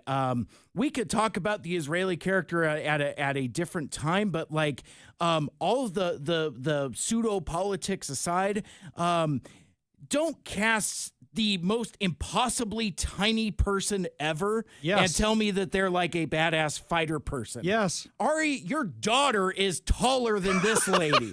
She could have played this not Black Widow person or whatever. Yes. Captain America beats up senior citizens twice. He beats up poor Giancarlo Esposito, who I like in this movie, by the way. He's one of the few shining parts of this movie. But he's 69 years old. Yes. And then not to suffice with beating him up, he goes and beats up other senior citizen, actual octogenarian Harrison Ford. Yes. I don't know, man. There's just a lot that I didn't like about it. There's very little that I actually like about it. Like there's a couple flashes of like, oh, that one move and that one fight is kind of okay. But for the most part, it's unremarkable. I don't think Anthony Mackie has the juice. And it's just, but this is the Marvel machine. Yeah. It's like, it's just content, bro. And apparently this is what they told us we wanted. And here's something else. It's making money at the box office, which means it's they're doing not going to okay. learn their lesson from people like me who are just like, well, it's fine. They're going to learn that on the next one probably when we go, well, this one was bad. Are we really going to see a sequel of this? Maybe, but we're probably going to go anyway because that's what we've been conditioned to do. That's true. I've had this gripe with Marvel since 2015. You mentioned that third one, that Civil War. That Civil War isn't even a Captain America movie. It's not a sequel to The Winter Soldier. It's just the latest episode in The Avengers. And that's what this is. This is like the zenith of that episodic storytelling is like, this is just the latest episode of Marvel. It's not a Captain America movie. No. It's a Incredible Hulk sequel, thinly veiled as a Captain America movie. Yeah. And I'd say wait for streaming if you feel like you have to watch it. You do not need to lay out the movie to get money to go see this because I know you're going to ignore me and see it anyway. Sure, but yeah. that's what I'm telling you. Don't spend the money on the theaters. Yeah, I mean, it's fine. One last thing. There is a post-credit scene. I'm not going to spoil it, but the thrust of it is, well, more stuff is going to happen. What stuff? We don't know. Don't say. I mean, it's literally, am I wrong in thinking that it's just like, yeah, more stuff is going to happen? It is the most irrelevant post-credit scene since eating shawarma. And at least the shawarma was funny-ish. But it is the most irrelevant post-credit scene I think we've seen in a very, very long time. Really, really do. Yeah, waste of space. Yep. Before I forget, your chance to win fantabulous prizes. Today, we are giving away 4 Run of Engagement passes to Last Breath, a heart-pounding film that follows a seasoned deep-sea divers as they battle the raging elements to rescue their crewmate trapped hundreds of feet below the ocean surface. See Last Breath in theaters on February 28th. All you have to do in order to win these fantabulous prizes, be caller number 10 at 206-421-5757. That's 206-421-5757. Caller number 10 will win 4, count them 4, Run of Engagement passes to Last Breath, which is in theaters this Friday, February 28th. Phone lines are open now. Give Mike a call for your chance to win at 206-421-5757. That's 206-421-5757. When we come back, my friends, New York is shutting down its infamous illegal immigrant hotel. Give you details on what's going on when we come back. You're listening to the Ari Hoffman Show on Talk Radio 570 KVI.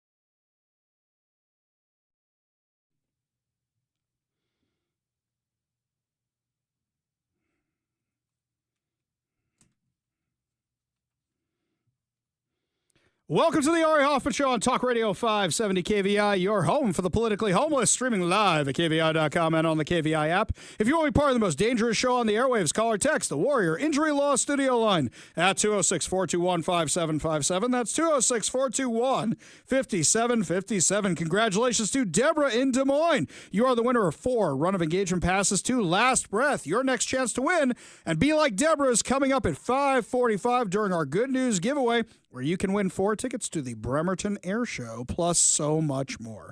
But before we get to that, New York City is going to be shutting down its operations to house illegal immigrants in the coming months. In fact, they shut down the Roosevelt Hotel today, which is smack dab in the middle of Times Square. I said this when I got back from New York. My favorite steakhouse is in Times Square. Yes, it's a little pricey, but it's a good bang for your buck, so I don't complain that much, and it's delicious. And it's kosher. My favorite steakhouse is in Times Square. And what was amazing to me, and not in a good way, was the last time I went to New York in Times Square. Times Square is always insane. There's always a ton of people around, hustling, bustling, but how many illegal immigrants were sleeping on the streets and they're zipping around on these motor scooters? It's a zoo. It's an absolute pandemonium in Times Square, worse than it normally is, and I couldn't believe how bad things had gotten. During de Blasio, I saw the squalor come back, things I hadn't seen since the 1980s. This was different. This was illegal immigrants all over the place, but now Eric Adams is shutting it down. Now, I think Eric Adams may have different motives. Eric Adams is a former cop, but he's still a Democrat. And I think he sees that all this corruption that's plaguing him and all these scandals that are plaguing him, if he wants a pardon, he better go with Donald Trump, is what he was thinking. But at the same time, he was always against the illegal immigrant stuff, and that's when the Democratic machine came gunning for him. And it's still gunning for him. We'll get to that in a moment. But the hotel that was used as a hub for many who crossed the border illegally during the Biden administration, the Roosevelt, is being shut down. According to the New York Post, over 232,000 illegal immigrants have come to the city since spring of 2022. Adams said, "While we're not done caring for those that came into our care, today marks another milestone in demonstrating the immense progress we have achieved in turning the corner on the unprecedented international humanitarian effort." You mean you just sent them to other cities as well? You started deporting them? Now that they're being deported, all of a sudden you can close the hotels? In a video message, Adams added that the operation would be closing down because of the successful strategies we put in place here in New York City and because of policies we advocated for at the border. Well, he's half right about that. The hotel will shut down its operations as an illegal immigrant shelter by June. The number arriving in the Big Apple has come down to about 350 a week, which is a dramatic drop from the 4,000 weekly arrivals that were happening at the height of Joe Biden's border crisis.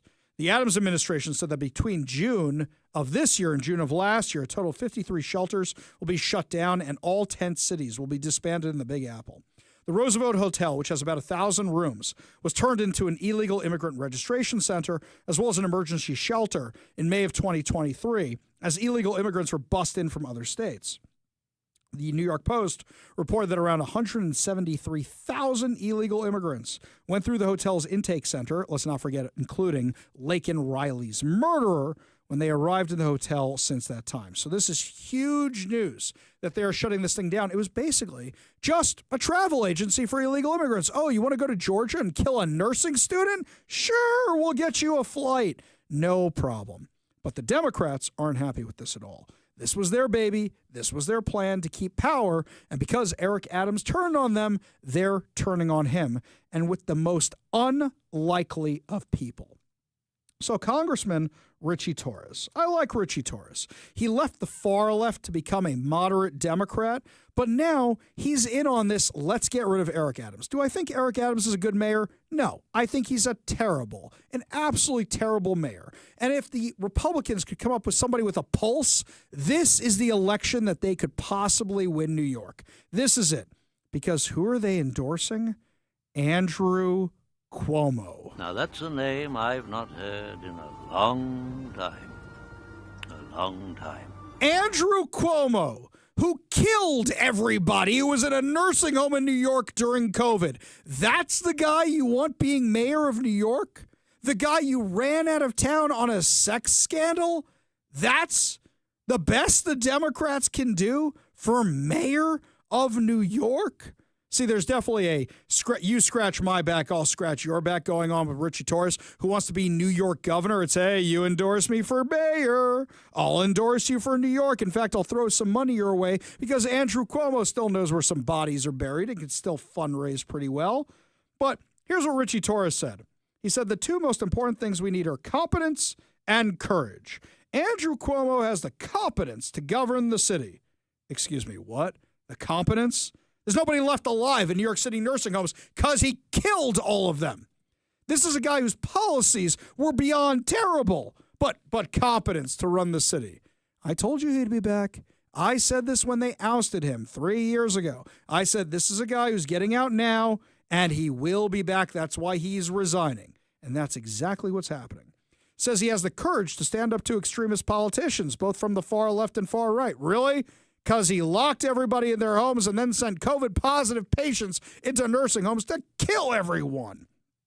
Torres said, we don't need a Mr. Nice Guy. We need a Mr. Tough Guy who will kill your relatives in nursing homes. Did I mention, by the way, he'll kill your relatives if he's convinced that's what's going on? He didn't follow the science. He followed the lockdowns. He hasn't formally declared his candidacy, but it's rumored he's going to be announcing soon, and this only sealed the deal. He resigned in 2021 amid sex scandals. And here's the thing. He resigned because of the sex scandals because they didn't want every Democrat governor who supported putting COVID-positive patients into nursing homes going down with him. So he went down for the sex scandals instead. Because don't forget, they all did this. Newsom, Whitmer, Inslee, they all did the exact same thing. Torres said, I predict the comeback story of the 2025 election will be the resurrection of Andrew Cuomo. America loves a comeback. New York loves a comeback. You know what? I know we've got listeners in New York. If you guys think you want Andrew Cuomo as the mayor of New York, call or text me at 206-421-5757. That's 206-421-5757. Torres told CNBC on Monday, Andrew Cuomo is a common sense Democrat who killed everybody's parents and nursing homes and grandparents. For me, the two most important virtues in politics are competence and courage. We're doing this again. Are you kidding me? Give me a break. A federal judge on Friday canceled the corruption trial for Adams and appointed counsel to advise the court about President Donald Trump's Justice Department's request to drop charges against the mayor filed under the Biden administration. Adams has denied the allegations of quid pro quo with the Trump administration as the Democratic mayor cooperates with federal law enforcement on the president's criminal illegal immigration crackdown. So here's the thing. The Democrats are circling the wagons. Democrats are saying, sorry, Eric Adams, you work with Donald Trump. You're not in our little party anymore. Democrats are saying you're not allowed to be bipartisan. Eric Adams is a Democrat who already holds the office. Normally, political thinking says you don't challenge somebody in your own party when they're running as an incumbent. You leave them alone. No, they want somebody who's going to go after Trump.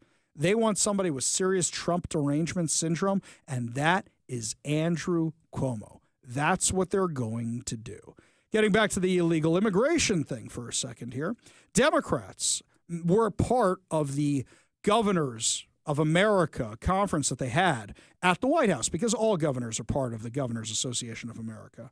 So what were they urging? They were urging Donald Trump to let the states play a role in immigration decisions. Here's what I'm worried about. Normally, I'm a states' right guy.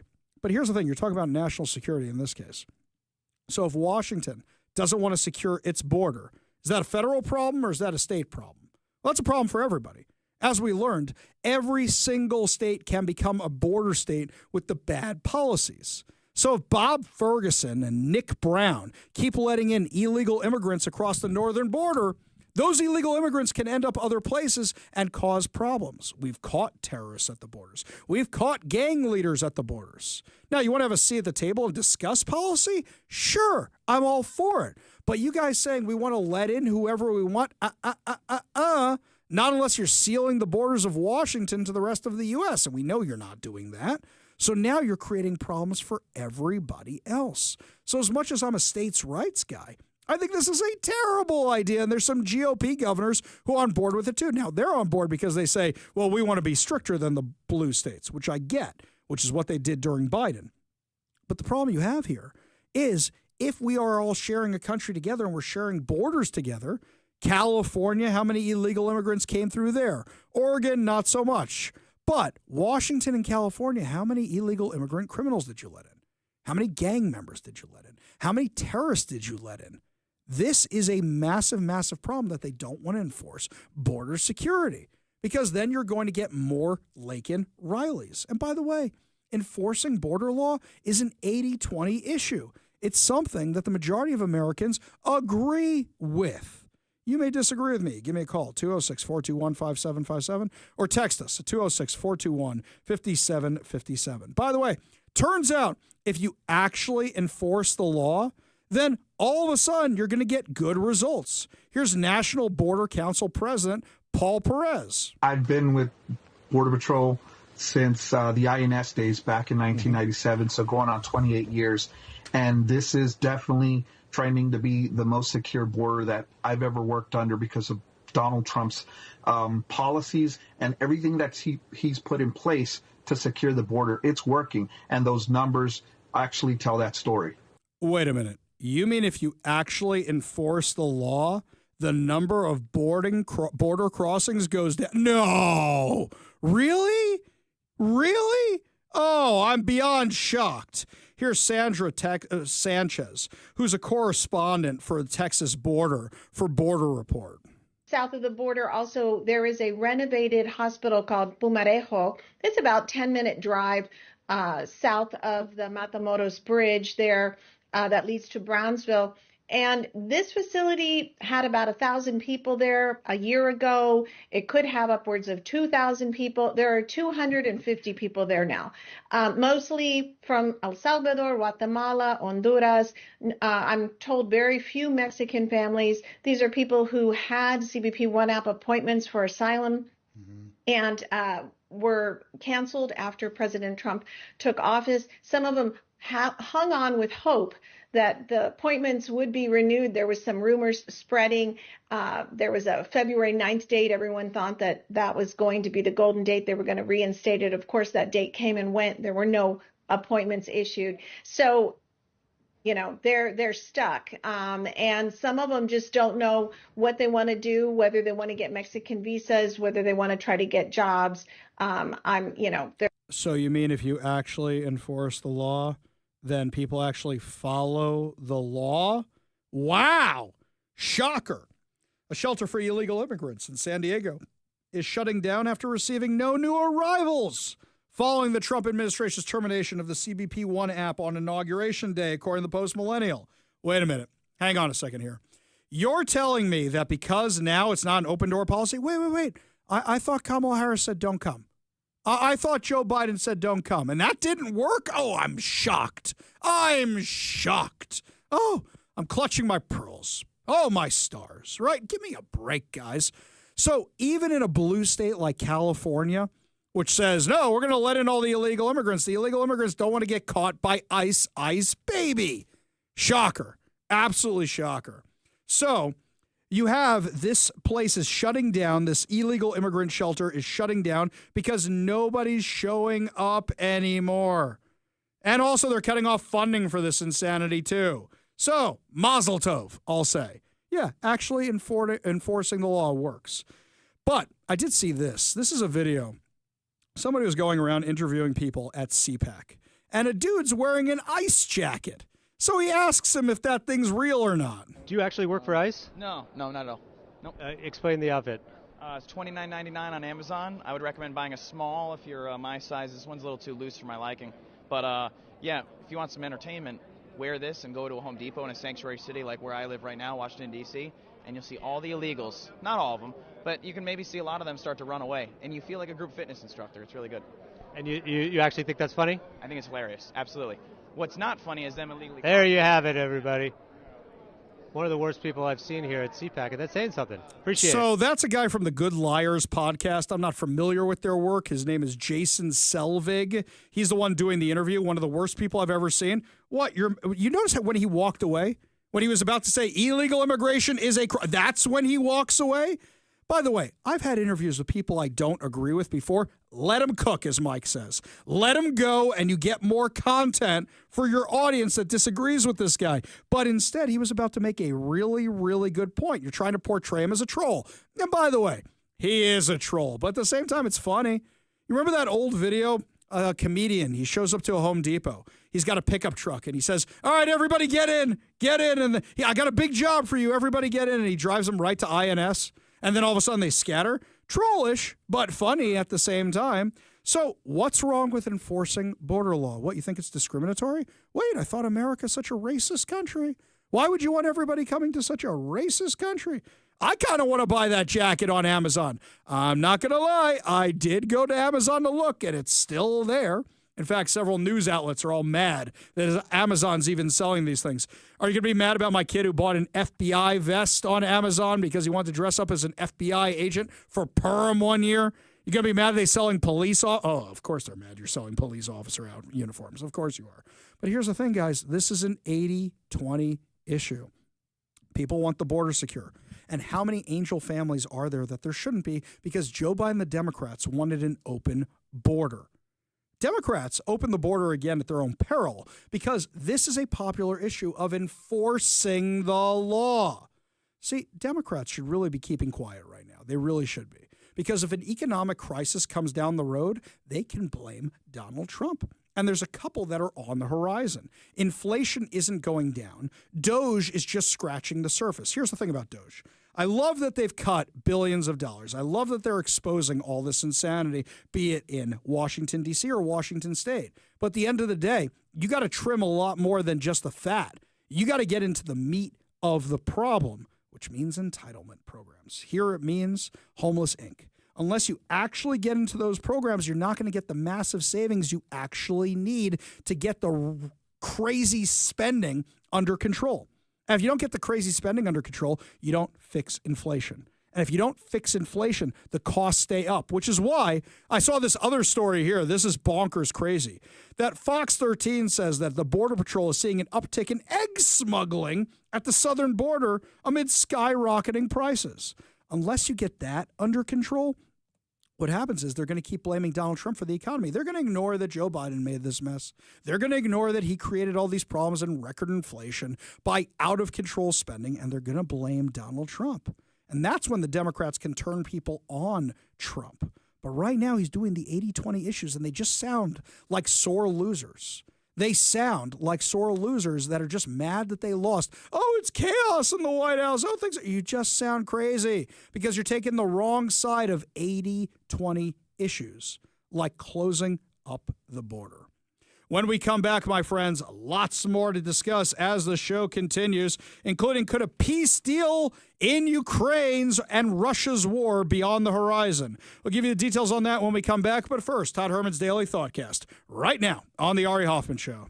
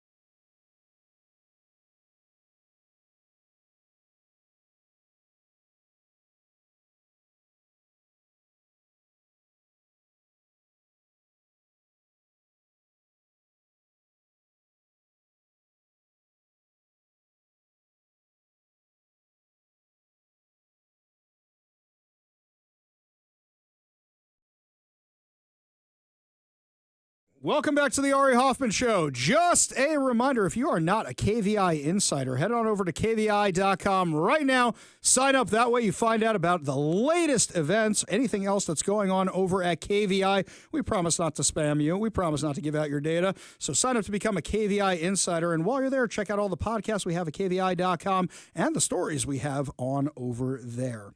The Ukraine war celebrated its 3rd anniversary.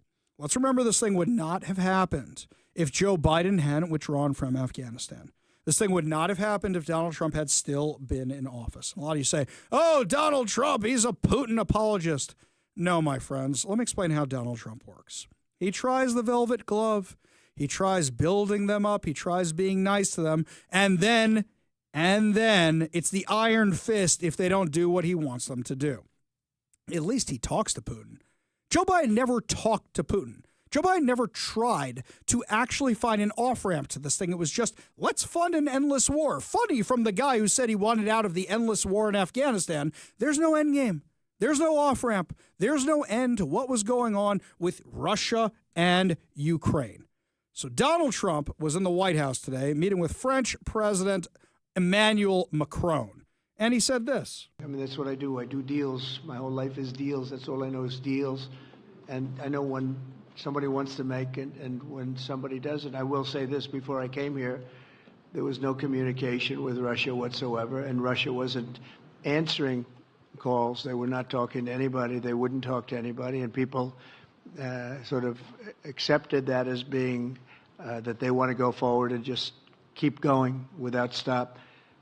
But when I got here, one of the first calls I made was to President Putin, and we were treated with great respect, and they want to end this war. So that's a big thing, because I didn't know if I could say that, but it's a big thing. They want to do it, and the group in the front row that I introduced, they're all very active in it, and we're working on deals right now, transactions right now, and in particular, the big one is to get the war stopped, whether it's ceasefire or direct to an agreement. I'd like to go directly to an agreement, but ceasefire will always happen a little bit quicker. And every day you're saving thousands, or at least hundreds, but thousands in some cases lives. So we want to see if we can get that done. Now, for those of you who are mad and say, well, what does winning look like? Russia's not giving back Crimea, which they took during the Obama administration. Russia's not giving back the Donbass region, which they took during the Biden administration. You know, you had a chance to get back Donbass at the beginning of this thing. Russia did not expect as much of a fight from Ukraine as they got. They were actually surprised by it. At the beginning of this thing, if you had tried to negotiate an off-ramp, you might have been able to do it. Putin didn't want to lose face, but at the same time he was losing a ton of soldiers and it became very unpopular in Russia. You may have had the chance to get back to Donbass, but not after 3 years go by. The lines are where the lines are. The question is, how can you stop the fighting now? Now, Putin is probably thinking to himself, well, if I get 3 years to rearm, I can try again. But Ukraine's thinking, we don't want them trying again. So how do you stop this thing and how do you solve this thing? Well, Putin's probably thinking, hey, eventually they're going to get another Democrat president who's going to do something stupid and roll over because I can take whatever I want whenever a Democrat's president. Let's not forget, Putin's been the dictator now for 25 years, and I know they've had elections, but he keeps imprisoning and killing anybody who's running against him. So those aren't really free and fair elections, are they now? So how do you get the fighting to end? At this point, you just want to say, how many more soldiers do you want to lose? And I don't think Putin cares that much about it. Basically, you want to get to a ceasefire place. And unfortunately, it's gotten to this place, but this is the hand that Biden and Harris dealt everybody. This is the hand that was dealt. So now you're stuck. This is where you're at. Last week, here's what Trump said about the pictures he's seeing from the war. You saw the pictures that I saw of the battlefield from satellite. You've never seen any pictures like that. Soldiers are being killed by the thousands a week, thousands of soldiers a week. As we speak, they're being killed. That's why I want to see a ceasefire, and I want to get the deal done. I think we have a chance to get the deal done. I had to make sure that Russia wanted to do it. It's a war that would have never happened if I was president, but it did happen. So I got stuck with it, and I want to stop people from being killed. He's 100% right. So how do you end the war? Well, here's the issue. Russia's not going to go for something that makes Ukraine a member of NATO. And if he doesn't go for that, he's signaling that he's just waiting until the next opportunity he has to go with NATO. Now, Zelensky hasn't been doing himself any favors. Over the weekend, he said that the hundreds of millions of dollars he got as a loan to, save his country and stuff, he wasn't going to pay back. So now you ticked off some people that way. Donald Trump's trying to work out a different deal. So what Donald Trump said is, he said this in a Truth Social post, everyone expressed their goal of seeing the war end, and I emphasize the importance of the vital critical minerals and rare earth deal between the U.S. and Ukraine, which we hope will be signed very soon. Now, you may think this is just a way to pay back the United States for the money we spent, and it is, but it's something else. If the U.S. has a vested interest in nothing happening to Ukraine, they'll protect it the way we protect Taiwan, at least when there's a Republican president. You want this deal. He's calling it an economic partnership. Will ensure the American people recoup the tens of billions of dollars in military equipment sent to Ukraine, while also helping Ukraine's economy grow as this brutal and savage war comes to an end. At the same time, I'm in serious discussions with President Vladimir Putin of Russia concerning ending the war, and also major economic development transactions, which will take place between the United States and Russia. Talks are proceeding very well. And here's the thing, for those of you who hate Putin, guess what? He's not going anywhere. You can't just ignore them. We used to have a hotline to the Kremlin during the Cold War because we had to talk to them, no matter how much we didn't like them. We didn't like them during World War II, but we still had to go to war with them because Nazis were the bigger threats. So we still needed them as allies. This is not going to be a good end. It's just going to be an end because of the hand that was dealt by Joe Biden's absolute incompetence. So if we have this minerals deal, then you know what? It's a measure of protection. That way, we don't necessarily have to put them into NATO. And by the way, Trump is now calling for the end of Zelensky, saying no more Zelensky. We don't want him in there anymore because you can't be sure this guy isn't corrupt. He didn't know where half the money he claims went, and Ukraine has a huge issue with corruption. We knew that going back to Hunter Biden. It shouldn't be a surprise to anybody. So, at least if you have this rare earth minerals deal, then guess what? U.S. has a reason to protect Ukraine. And Russia will think twice about invading Ukraine because now you're going after the U.S.'s minerals. This is actually a good deal and a good measure when you don't have them join NATO. If you have them join NATO, you got a NATO member right on his doorstep there, when then Putin's going to say, well, screw it. If you do that, I'm going to attack them and I'll go to war with whoever. This is the problem.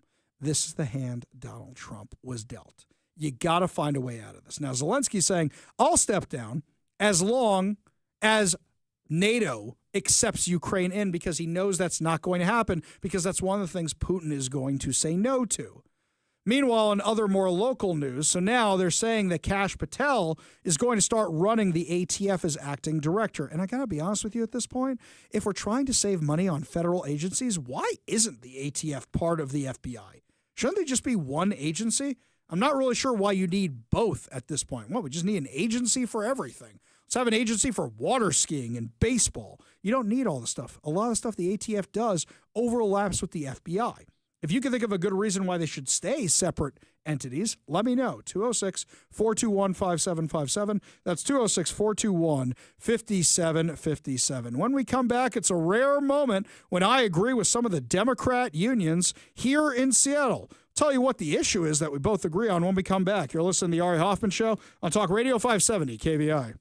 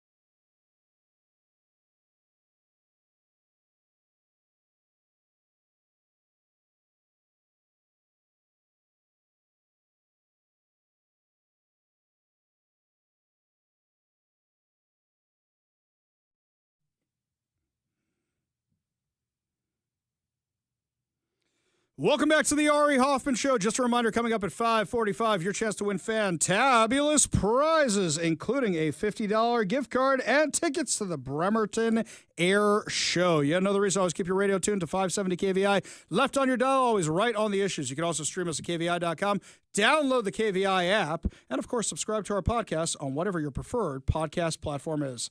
My friends, Bob Ferguson has put out a post, and this is breaking news, my friends.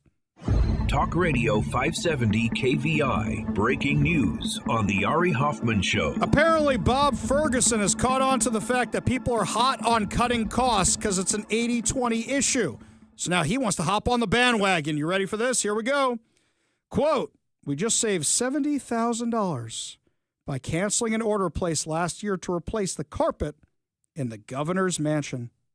That's just one example of how thorough my team has been in scouring state spending. The work is critical in the face of the biggest budget deficit in history. Wow. $70,000 for new carpeting. How about the $8.6 million you guys gave to the Washington Education Association? That's a teachers union. It's not being spent in the classrooms. That they then give that money to their PAC to elect Democrats. There is a $12 to $16 billion budget deficit. You want me to be impressed that you got rid of $70,000? He has access to the same stuff that Washington Doge does.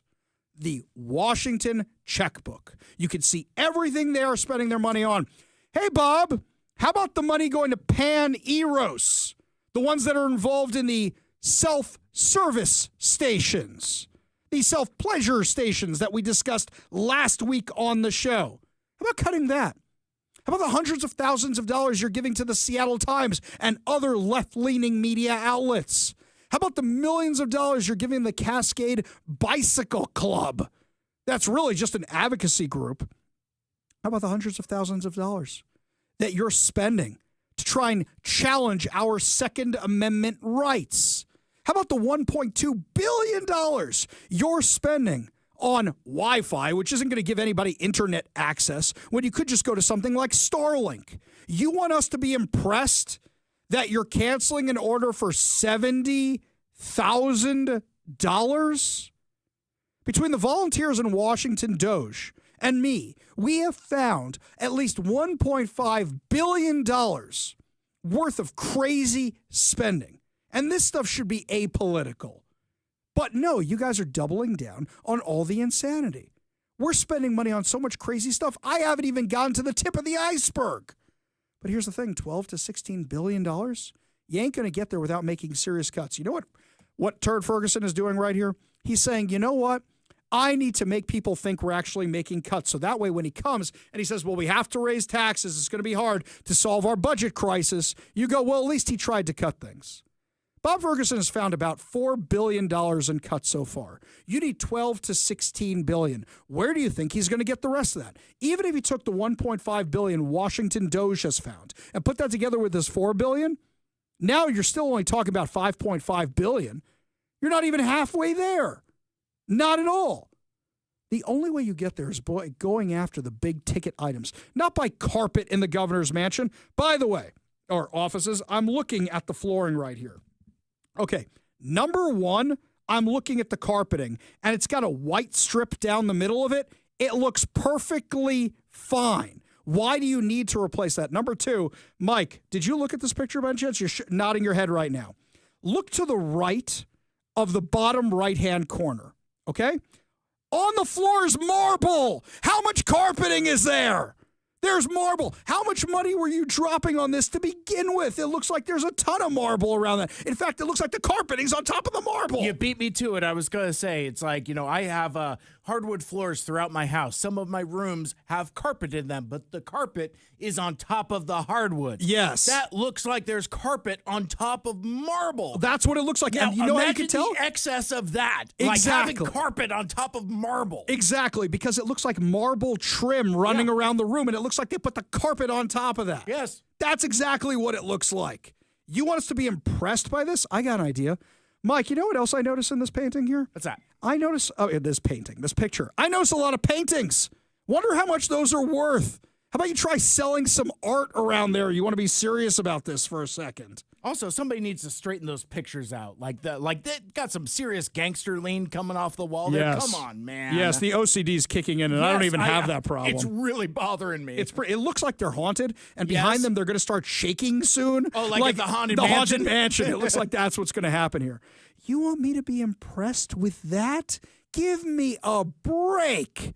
Give me a break. So he's going to use this to say, oh, we saved so much money.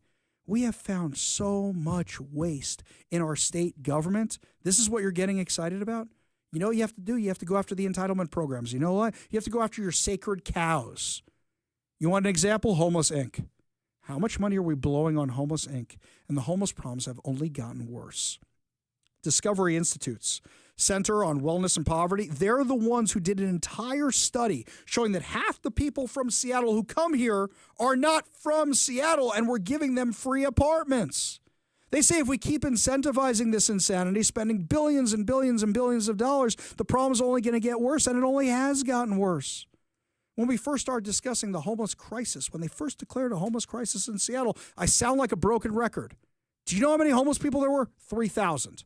Now there's over 16,000 because of these failed efforts. So give me a break. You know what? I was walking to the Seattle Center today. It's right near where we are. I want to go get a coffee. And I go there, and I forgot what winter's like in the Seattle Center because I don't go over there as often as we used to when we were over at Como Plaza.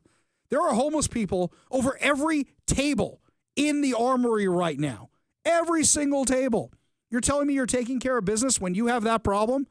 Some random guy was next to the Children's Museum screaming to himself when I was over there today. But, we're gonna save money by getting rid of the carpets, by not doing the new carpets in the governor's offices. The fact that a white carpet looks that good, you do not need to replace that, my friend. You just don't. And if you pull it up, use the marble underneath it. Maybe give that a good upgrade and shine, and then you won't need the carpeting anymore. Wow. He wants us to be impressed with the $70,000. Hang on. Slow clap for Bob Ferguson. Wow. Just $70,000. Bravo. You need 12 to 16 billion to control your own out-of-control spending. How about you start with the Attorney General's office? I hear the last guy hired hundreds of lawyers over there. Oh, wait, they're all busy suing Donald Trump. This is so frustrating. Only good news to wrap up the show. Your good news giveaway, your good news headlines, your chance to win a $50 gift card and tickets to the Bremerton Air Show. You're listening to the Ari Hoffman Show on Talk Radio 570 KVI.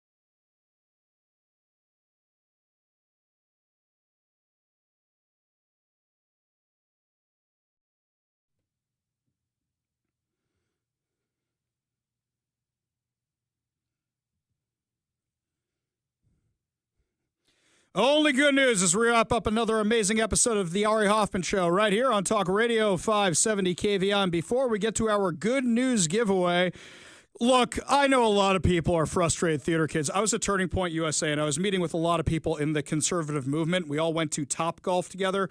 None of us golf, but we were having the drinks there, and we're all sitting around talking about how we were all frustrated theater kids. And I joked at one point, I said, wait a minute, are you telling me that if all of us had gotten our dream roles, that there'd be no conservative movement? These are somebody's. I'm not going to embarrass you by telling you the names of who these people are, but I was cracking up that all of us used to do theater as kids. It was pretty funny. So now you get this story here. So at the governor's ball, which was hosted by the Trumps at the White House on, what was that? That was Friday night, I believe it was. The U.S. Army choir came marching in. Now, I have some insight into the choirs of the U.S. Army. When I was in a Jewish a cappella group for Queens College, we used to go and run a weekend retreat up at West Point every single year. It was the highlight event. I always loved going. We had a dance on Saturday night. It was like a USO dance. We get to go to the football games. It was great. But the choir at West Point wasn't very good because they said, well, we all signed up because it gets us out of some drills, and we only get about an hour of practice a week. And none of us can really sing, but we get to go on trips, and that gets us out of drills and stuff. So they signed up for it.